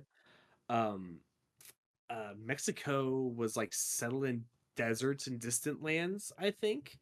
Yeah. That's how it's something like that. But those are really neat. I ended up on my first game going like going Frederick, who's a military scientist, and went Rome, Normans, which Normans were cool, but also so confusing because their unique unit is their settler. So I was panicking for like the first like 30% of the age. I was like, where the fuck is my settler unit? Why can't I make a settler? And it's called something else entirely when you play them. Um, and then I went Prussia at the very end. And he was a lot of fun because basically whenever you build a science building, you just get a free military unit, which is Badass. very powerful. So I went full military that route, which is something I don't like to do. Like that's the one thing too, is like the military victory condition is like actually something that's kind of interesting, at least. It's a little bit different. It's Yeah. not necessarily kill everybody. It's okay, conquer these certain people and then build a nuke, which is a little bit different at least. Yeah. Dude, and speaking of military stuff, the commanders are great. Yes. Like fighting wars just feels less clunky, which was exactly their goal that they talked about. Yeah, like that's one of the reasons why I didn't like doing militaries, because like, all right, I've got 15 units I have to move. Oh, that guy walked in front of that guy, so now I have to like move him to like the space to the left. It was just so tedious, especially at the end game when you're like, I just need to capture this one guy's settlement, and it's taking my army literally ages to get to the other side of the world. So yeah, I really like the commanders, and they provide, and like they've reduced a lot of the like tedious and upkeep of these systems. Yeah. Dude, yeah, that's the thing. I settled next to iron thinking, oh my god, I'm gonna need that. But I don't actually think you need iron as a resource for units anymore. It's more of just like a bonus if you have it. Yeah. I think it gives you combat strength. Yeah, it gives your like infantry combat strength, but they stack. So the more iron you have, the better they get. And you know, I kind of like that use for a lot of the resources better now. I don't have to like keep track of, oh, do I have enough of this fucking bullshit to where I can pay this much per turn for this guy? Yeah. I like that. It's just like, I got 3 iron, so I'm 3 strong, dude. Yeah, I really like that as well, especially because like sometimes you're just like, I discovered iron. It's all in my enemy settlements, which means I have to conquer them if I want iron, but I can't conquer them because I don't have iron. So I guess I'll trade for it and then conquer them. It just became really awkward sometimes. The resource management I really like too, like everything does something different, and you can slot into different cities and towns. It's like slot like gold and cotton and fabric into different cities, because it's like, this city's really low on productivity, let's give them the fucking thing. One thing else that I really like, and I go back and forth because it takes out a lot of the character, but it makes it so much more mechanically usable. It's the diplomatic system with the diplomacy points. Like I didn't like using diplomacy instead, because it's just like, all right, it's like a roulette of like, will this actually work? But now you can use these points, you're always going to get something out of the situation, I feel. I like that there's more stuff you can do Yeah. diplomatically with this influence system. Mm-hmm. The only part of it I don't like is I constantly feel like I'm missing out because there's so much to do with influence, and I'm constantly getting so many of it that I feel like if I'm not checking Yes. other leaders' pages every single turn, I'm gonna miss out on something. That is so true. Yeah, and like it's also one of those things where it's like I have all this influence, but I don't want to like just be using it on like negative sanctions on people, right? Or I don't need to steal people's technology. I have the most technology, but it's a system that's set up, I think, that could be useful and developed later. Yeah. Because Civ, like fighting games, it's not like this comes out in 3 years. It's like this is going to be around for 10 years. Which Civ 6 is almost at. I think it's at 9 currently. So it's going to be around for a long time. And the game now is going to be like vastly different than the game later. But like I'm trying to think what else. Oh, and then like finally, like the other big thing is like towns and settlements. How are y'all handling those? Oh man. I like towns and settlements actually a good bit. Yeah. I'm getting more used to them. I feel like one thing that's happened a lot in previous Civ games is like whenever you want to gather those external resources outside of your domain, you Mhm. kind of have to build a city and sacrifice a lot of resources towards that. Yeah. And I don't with towns, I don't feel like that's a bad thing anymore. That's kind of like I settled this city to gather this resource. Now I don't really have to pay attention to it. Yeah. Bradley, how do you feel? Yeah, I like that you don't have to like go all in on every single settlement. Um, that being said, one thing I don't really like is that there's you in each age you just have like a hard cap on settlements because I feel like previously this was I think the only in Civ 6 I think really the only cap on cities you could have was based on the loyalty system, like how close is the city you're settling to existing territory you control, and can you defend it. I really liked the loyalty system, and as far as I can tell, that's not really here in this one. It's just like, you have your 5 settlements. You don't get more. So I will say it's not a hard cap, Bradley. You can't go above that. Say, I got 6 out of 5, but that's kind of my other problem is I was at 6 out of 5 for like 20 fucking turns, and I couldn't tell if anything bad even happened. So like Dude, I've been at like 9 out of 6, and then with each age it goes up pretty drastically. But like what? I don't know. I can't tell what negative effect you get. You take a happiness penalty. Correct, I do agree. Yeah, it's not like a very drastic happiness penalty. Like it only really starts to take effect when you're like hitting like 5 or 6 above your limit, essentially. And it might get a little bit annoying because like some of your cities might go into the negatives, but like it doesn't. It's not that hard of a cap. So you can't, because like especially for like military, if there was that hard cap, you would just be screwed in terms of like conquering settlements and shit like that. Yeah. But even then, I like the loyalty system for other reasons. Like, enemies settle a city near you, and it's like, bitch, this ain't your land. I have 3 cities over here, and I'm culturally dominant. So 10 turns from now, that town just decides to join my country. So I found out that was a very negative. People did not like that in Civ 6. Oh man, I'm not people. Like forcing a city to join yours?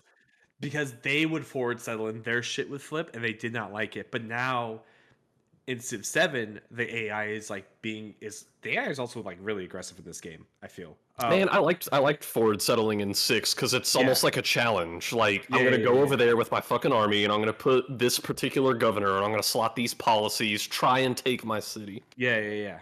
But now the AI is forward settling on the players are like, this guy's he just fucking cockblocked me with the settlement placement, and I can't leave.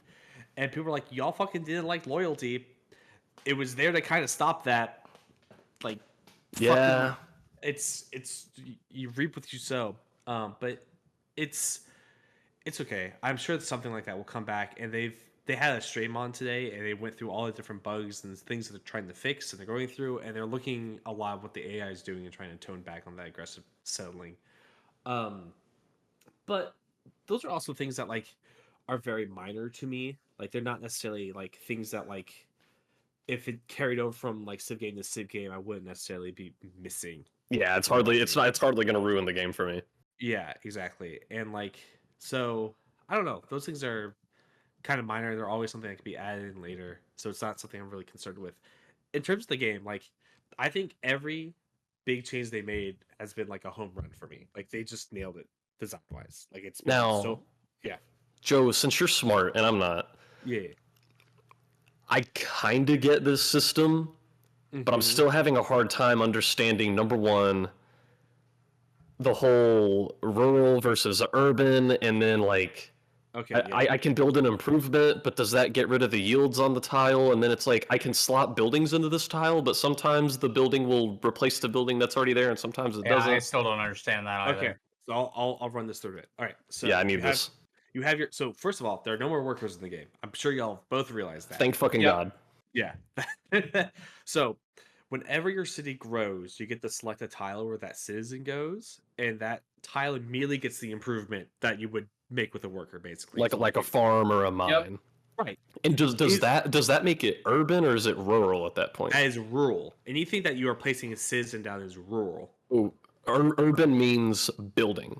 Correct. So when you place a building, say like a granary, and you put it onto a tile that's outside your city center, that tile becomes an urban tile. And does that get rid of the like natural yields on it? Okay. So that will displace the citizen. But what do I gain and what do I lose? Okay. So with the urban tiles, depending on what you put down, determines what you get. So like let's go with the granary for instance. The granary is a warehouse tile, and what that does is it improves all of your land-based food rural tiles. Does that make sense? So all your farms get a +1 buff from the granary. Like all of them in that same town? In that same city, town, wherever. They all get a +1 buff. And those are also ageless, and I'll get to why that's important later. So basically, you put those down, all of your farms are getting buffed for the rest of the game. Each urban tile can hold 2 buildings in it. That's also pretty simple, right? Like you can put 2 buildings in 1 tile. So when you put the tile down and you put it over a citizen tile, that displaces the citizen. You get to immediately put that citizen somewhere else in your town. What? That's what that's been coming from? Yes, which is important because when you put a citizen down, it culture bombs the area around it. When you put a building down and like you immediately complete it like with gold, it also cultures bomb. So you could put a citizen down, put a building down top of that citizen, which expands the borders, put the citizen down, it expands the borders, and you have another citizen on the other side of the borders. You can put the building down, which will expand it again, and then you can take the citizen you just displaced to expand your borders again. That's really important because I did not understand how that was working. Like my first civilization was like, or my first city was like half water, half land, and so I'm like displacing crap left and right. I don't have a lot of place to space down buildings and build urban centers. Yes, and then and so some of those buildings, so the granary is a warehouse building, so that is an ageless building. That granary is never going away throughout the entirety of the game. Which is important because some things do go away when you transition between ages. Correct. Right? They don't go away. It's just they revert to not having any adjacency bonus and get half their base yields, I believe is what they get. So I can't remember what the antiquity variant of it, but like let's say you have now a food producing building. So the food producing building, I posted this in our Civ forum. The food producing building gets certain adjacency bonuses from stuff next to it. That's the wrong link I put down. All right, open up. Okay. So Okay, so the garden is like the food producing building and antiquity. Yeah. So the garden has +3 base. Like wherever you put it, it's Yeah. going to give you +3 food. Period. If it's next to a coast tile, a navigable river tile, or a wonder, it gets an additional +1. So like in Civ 6 with its districts, they have adjacency bonus and stuff. Those will all, and once you put it down, it provides that. It doesn't buff anything else. It just produces that much food. Like it produces 6 food or whatever. Yeah. Adjacency. So, yeah. Go on. when you like the wharf is the Yes. evolution of that, and you would Yes. you would usually like, and so when the exploration age starts, what do you lose from the garden? So the garden loses all of its adjacency bonuses immediately. So I like think one. Well, it's 1 per adjacent thing. So if it's next to 3 Well, let's coast just say tiles, it's one plus right? one.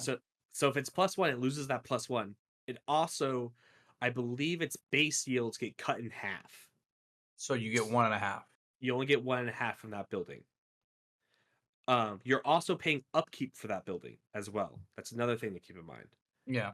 So what you want to do is you want to build over that building with the new version of the building or another building entirely to get a better benefit.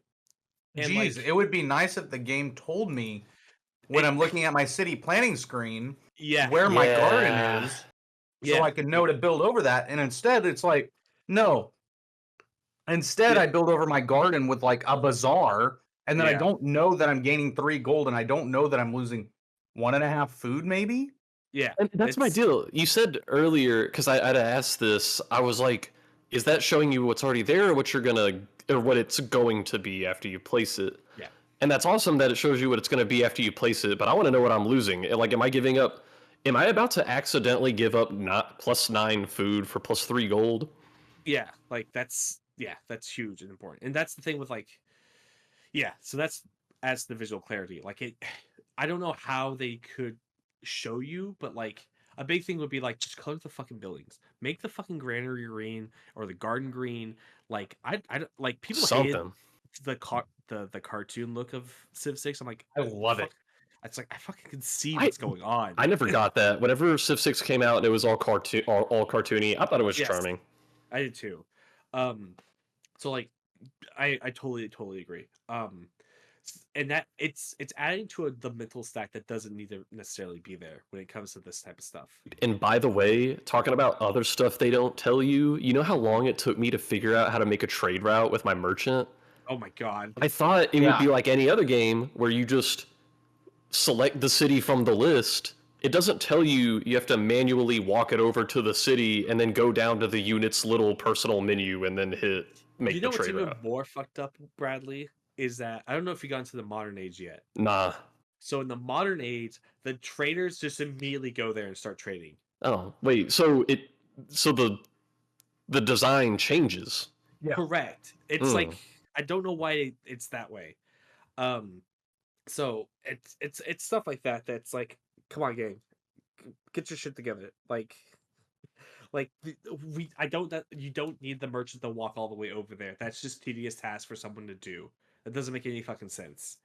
It kind of makes sense. It makes a little bit of sense, but it's also like don't make the if you're gonna like pull my screen all the way over to the city, when I click the button, the citizens should start walking towards that city at least, at minimum. That's what it should be doing. It shouldn't just be like, oh, here's the city. It's like, great. Okay, now go back over there with your cursor and go click the button. It's like, fuck, okay.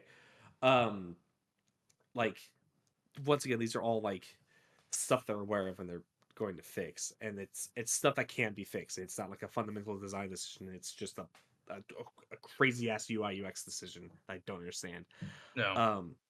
But yeah, like I don't know. But yeah, in terms of the tile stuff, like that's how that operates, and the big motivator is like just keep building on top of your old stuff, and pay attention to where you put your unique district buildings for your civs, because they want to go together and they become their own like unique district and quarter, if that Yeah. makes sense. Yeah, I fucked that up quite a bit. Yeah, I did too.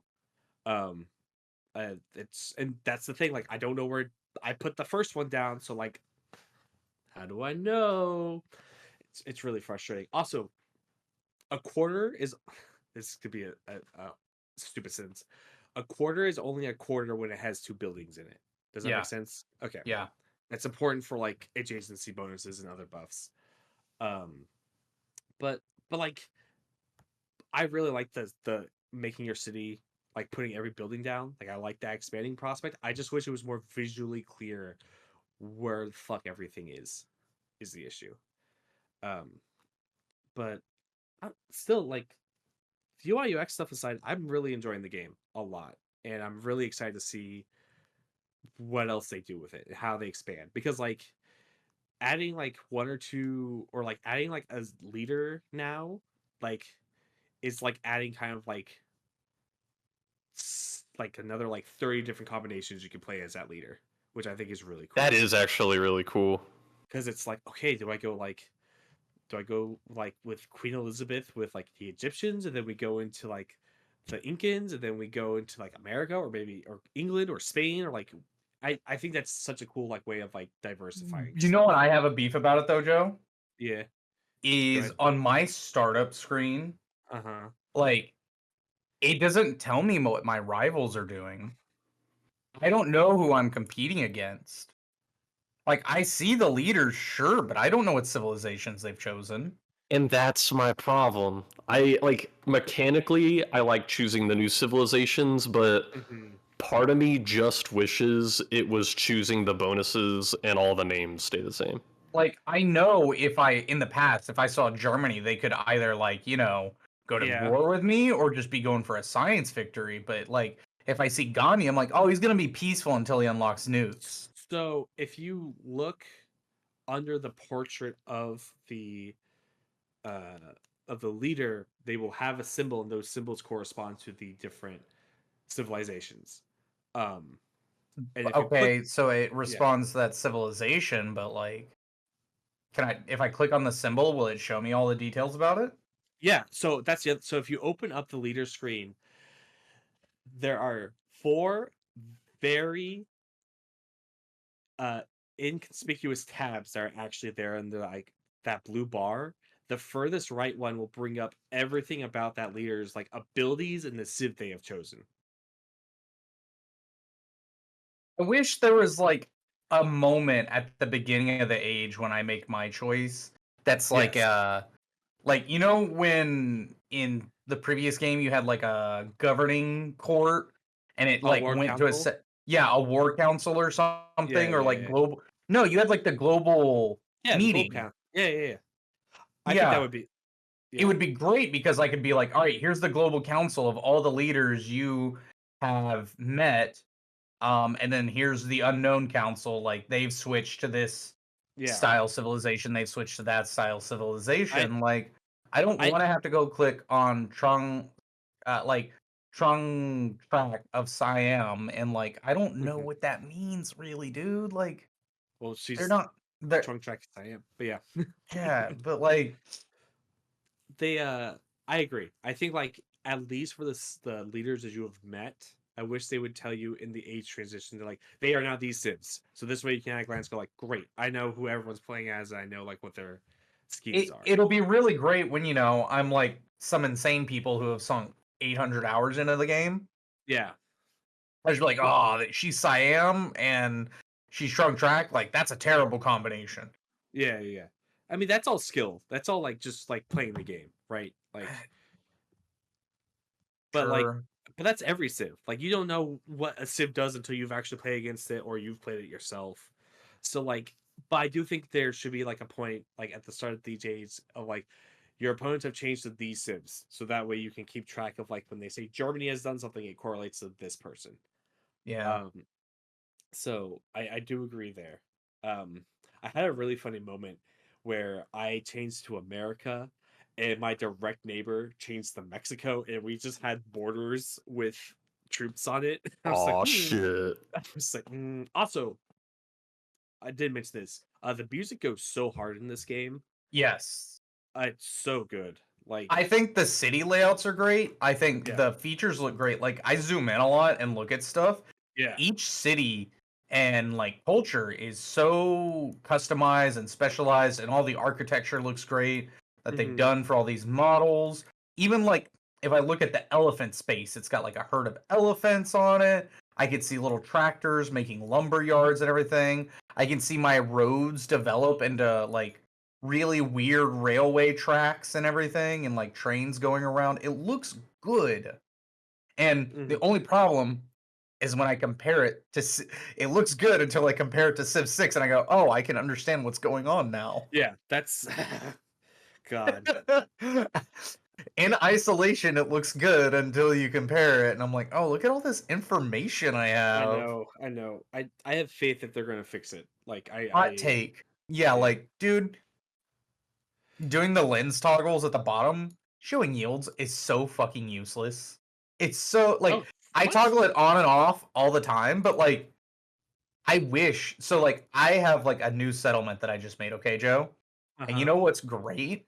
is I love how when I'm building my districts, I'm like, all right, cool. I only have so much space in this city. I need to know where I should put my saw pit and my like Mhm. lumber mill, my sawmill and everything obviously goes on this river tile. What will Mhm. I put there? And it's like I don't want to build everything. I want to min max my districts. I have no way to look at what tiles will yield, whether it's a mine, a sawmill, Oh, I see what you mean. a Like, fishery, yeah, you don't know. until I am able to level up the city. So when I Yeah, look at yields, it should also show me what a worker upgrade placement should be. I agree. That would also be incredibly useful because sometimes you're like, I think that's a plane, but I see a tree there, so it might be counting as a forest. And it's a skill issue right now, but like guess what? If I go into the Civilopedia to look at desert, Yeah, it's going to tell me about a desert instead of what the space means and what goes on it. to be The fair, you do have Civilopedia, the Civilopedia is ass in this game. It's so yeah, bad. It might yeah, be the worst one I've ever seen. yeah, yeah. It's a lot of work that needs to get done, and I hate it. Yeah. But like I'm the thing having is, fun. I'm having a great It's time. not all bad. No, It's just that I think a lot of it's just UX. I think it Yeah. needs such a UX pass. Yeah, Look, I I'm like gonna have fun playing this game, but I am also saying in like 2 years, when the DLCs are out, it's gonna be hot. Yeah. Well, I think I might toggle between this and Age of Wonders 4 Year 2, to be honest. that's fine. I mean, I might toggle between this and Civilization 1, because I just found a website where you can play Civ 1 in your browser. And You know I what, wonder what that Bradley? was. I wonder what that was like. Let's play Open RCT 2. It's co-op. What the fuck are y'all saying? I think the game is in a really solid start, other than the UI UX. So when those expansions come out, it's gonna be great. We're just Tyler, how do you make Roller Coaster Tycoon co-op or multiplayer? let's play it together, Bradley, and find out. Now I'm curious. but yeah, I think Civilized 7 is a good game. It's just held back by its UI UX. I am excited to see what it's going to look like by the end of this year, even because it's probably going to get huge updates. Oh yeah, they're gonna be patching stuff. Yeah. So it'll be fun to revisit Game of the Year to see how we all feel. But like, I mean, I play the game and I have to stop myself from taking one more turn. And if I'm being honest, that's a successful Civ game to me. Like, Oh, dude, I had that same the other night. I was gonna go get us dinner from somewhere, and I legitimately told myself one more turn, and I'll go get dinner probably a dozen times. yeah, like it's bad, but it's also good because like, oh, okay, we're getting it. We're back in. We're sinking in. So I want to hear y'all's thoughts as y'all get to the end of like each of y'all's first games and what y'all might do next. Because I'm my fourth game now. Like I just started it when I got home from work. I like the idea that there's stuff to unlock, even if it's not like yeah. even if it's not like the coolest shit ever. I like that there's something. The momentous system I think is really fun too because it lets you like really customize the start of your leader and replay throughs and like actually kind of gives you some other reasons to come back to certain leaders and stuff like that. There's I don't gonna know, be a man. lot of stuff I think they can build on top of that'll make it Yeah, fun. yeah. The game's a good spot. We're in the cycle of like every large 4X strategy game where like people have like they know what the game is at the end of its life cycle and expect it to be there. And I'm 75-25 where like I think you're right. 25% is like I think you're right. There should be things from the previous games that should be in this game, and there should be a standard that we should be meeting every time. But I'm also 75 of like they fucking change the fundamental systems of the game Yeah. every single iteration. I think I can give them a break that they're missing one or two features that were like nice to haves, but not 100% needed. It's very impressive to change this much about your game's formula and have it work as well as it did. Yes. I think one thing that would be cool going forward is like building off of this foundational system is a way to randomize like a roguelike civilization, you know? you can do random. Like, There's a random like- button. No.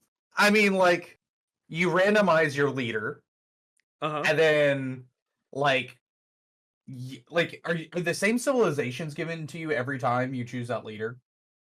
What do you mean? Oh, When you you mean choo- like the ones you're guaranteed? Yeah, Yes, those you always get those guaranteed ones based that's on what I'm your- saying. Is like, what if Yeah. it wasn't guaranteed? What if it gave you like 3 random ones every time, See, and you that's just had to kind of deal Yeah. with it?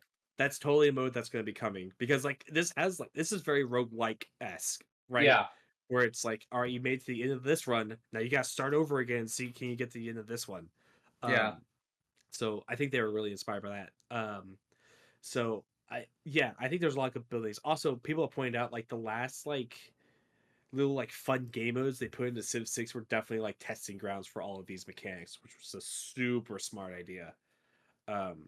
Which I don't know if you played all of them, but like a lot of the alternative game modes they had are like repurposed in this game as like core features and Mhm. functions, which I think is one really of the cool. things I have been reading a few of the reviews, Yeah. and like a lot of them are hilarious because they've played like 1.5 hours, 3 hours, half hour. Like Mhm. someone said, half hour, stop releasing unfinished garbage. Like you're useless. much Why are water. you- Yeah, you're Yeah. you're not value in society. Stop.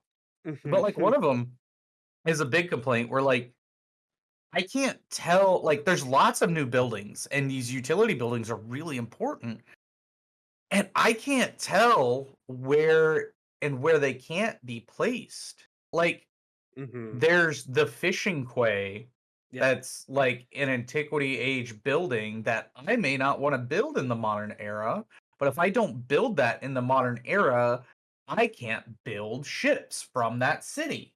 Yeah. And it That's- depends on the fishing quay, not the port, the Yeah. fishing quay. The fishing quay is like the most important building in the game, by the way. Yeah. Always Yeah. built that.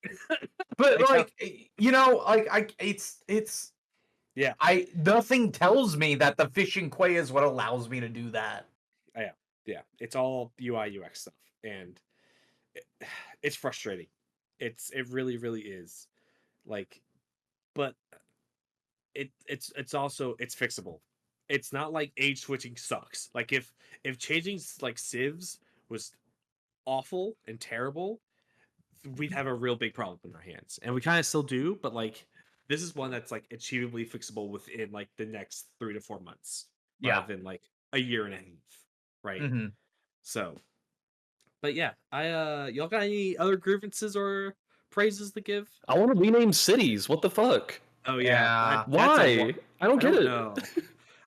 It probably was at the bottom of their feature list, and like we have to get this out the door. We can add it in later. It should be at the top. Yeah. I have a beef, dude. I think only expanding your city to 3 tiles is fucking weak as hell. There's so many resources I want to gather in this game, and I'm building towns, and like I'm looking at my view of hidden wonders, and it's I have 1, 2, 3, 4, 5, 6, 7 wonders I can't build because I have no place to build them in any of my cities. It does fill up pretty quick. Yeah. Yeah, Also, I'm like, but that this- just makes the prospector way better in America. Like, makes the that unit pros- real good. Yeah, but you can't prospect spaces that are don't have resources on them. Yeah, because there's not gold there, Tyler. Why would you want them? I don't know. So I can expand my civilization beyond the 3 tiles that I said is fucking weak.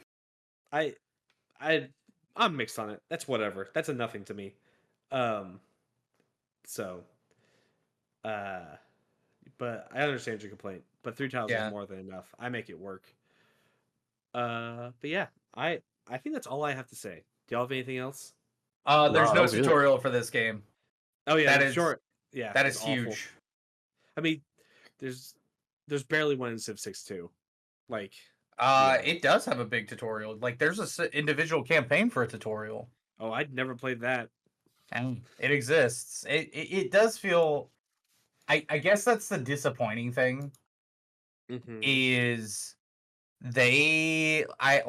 of Fire Axis in the past, they usually launch with pretty wholesale products Yeah. and then support those over time. Mm-hmm. This feels very much they know they're going to support it over time, so they were able to cut back on a lot of things. Yeah. They got 80% of it there. They got their music, they got their visuals, they got their new core gameplay concepts. Mm-hmm. But you skipped over all the UX of a typical large studio, which makes me very sad. Yeah, I agree. But I also think games are getting to a point where they're just so big that it's just It's hard hard. They did put a lot in. Like, yeah. it's a good game. It's worth your money. Mhm. I spent $120 on it, but don't tell nobody that. Yeah, I didn't tell nobody that either. I think it's worth it. I look forward to seeing what they do. Hopefully, it's all good things. I'm ready for Civ 8. I'm not looking forward to the season passes because we're unlocking civilizations as we play the game through achievements, but that's only done in the base game. Everything else is going to be done by money. So kind of sucks. No, that's not how that's working. Ow, I hope I'm Cap. I hope you're right. Yeah, they are just like, here are there is a like DLC pack coming up next month, but it's not a season pass. It's just like, these are releasing. If you buy it, you get it. That's it. There's no variety. I mean, you didn't have to grind in other ones. Yeah, Yeah, so like that's what I'm saying is like you get a bulk of civilizations you unlock from playing the game. Yeah. All the other civilizations that they will ever release are done with monetary transactions. Oh, no, here's how you're supposed to do it. They should have made it a gacha where I can spend $50 rolling for my 5-star Cleopatra, and then the dupes are what gets you, like, the other starting bonuses. You know what, Bradley? You might have a point. You might have a point. This seems like the hot new game. I'll go pitch it to 2K right now and just say it's my idea. I like how you picked Cleopatra too. Like you really nailed it. Should be a 5-star. Yeah. But everyone knows Napoleon's actually the best one to use. Yeah, but Cleopatra's gooner bait, so it's true. Every time they go back and forth, like, do we put Cleopatra in the game? She's not really a big Egypt leader, but like, and then everyone's like, but like, everyone loves looking at Cleopatra, dog. Like, yeah, we need the slutty Cleopatra art back. So one thing, now that I've been playing the game, Joe, I told Joe I'm really excited for the concept of Harriet Tubman. Like, she I looked at her leader and I was like, oh, dude, she's like a spy base leader. This sounds so cool. There's not a fucking spy unit in this game. No, it's all through diplomacy. Like, it's so fucking like, dude, they took out spies, but they left in religion, and I hate religion. I think that's I fucking hate the religion mechanics so much. I will never buy into it. You can't convince me otherwise. I've always liked it, except for the religious warfare, which I don't entirely get with, like, Inquisitors and stuff. I do not like the religious combat in Civ 6 because it's just a reskin version of just regular military combat. And it's like the most lazy, like, lazy is not the right word, but it's just like, I was watching a content creators. I just really hate that they stripped out the religion system. But I'm like, he's like, he really liked it. I was like, dog, it was just military combat, but with like a different set of units that could Dude, attack no. each other. It's literally, it reminds me of the civilization stage of Spore. You can either be, in any given stage of the game, you can be the green side, which is usually good / herbivore / peaceful, or the red side, which is hostile / carnivore. And so, like, in the civilization stage, the red attribute civilizations fight with tanks and planes and stuff, and the green civilizations fight by, like, walking up to the other civilization cities and playing music at them. And protesting? Yeah, I remember And it that. shoots, like, beams of music. Yeah. That I do sounds remember. way cooler than my religious. That guy actually does going kind of sound cooler. near Yeah. a city, and I press a button, and he's like, "Oh yeah," like, and then it shows like my religion circle, and then it shows a red circle next to it, and I'm like, I don't know what this means. Like, Yeah, what is happening?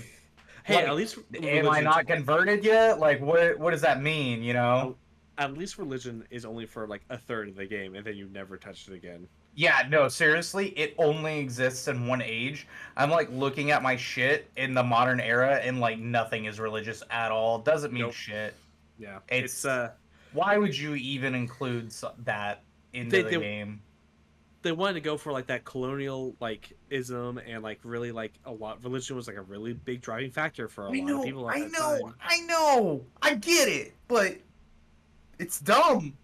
Nah, I It's just think half-assed. half-ass is the proper term. I think it could be way better, but at the same time, like I really just wanted to go back to Civ 4, which was that like it just kind of spread naturally, and there were some ways to manipulate it, but there was wildly out of your own control. The culture booms were really Yeah. cool. Yeah, It's like, I just- hey, you've been increasing enough culture. Look at this random guy that just showed up. You want to Yeah. use them to convert a city to you, and you're like, hell yeah, brother. Yeah, like it's yeah. It's just one more unit I have to take care of, and it's kind of annoying. It's whatever. But it does make the military prospect of exploration a lot more interesting, because like you have to not only like go and like take over the cities in distant lands, but then you have to convert them to your religion, so it's another like kind of like layer you have to do. I think that just adds, it makes that path a lot more, it makes you do more stuff than just taking over the world, which is nice. I don't like just being very single-minded in that regard. Yeah. Okay, 4th time's charm.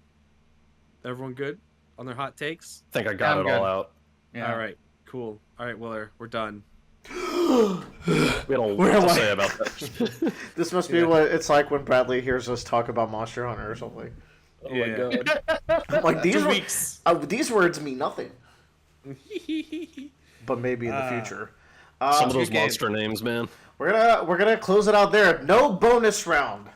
We're enacting the bonus round cutoff.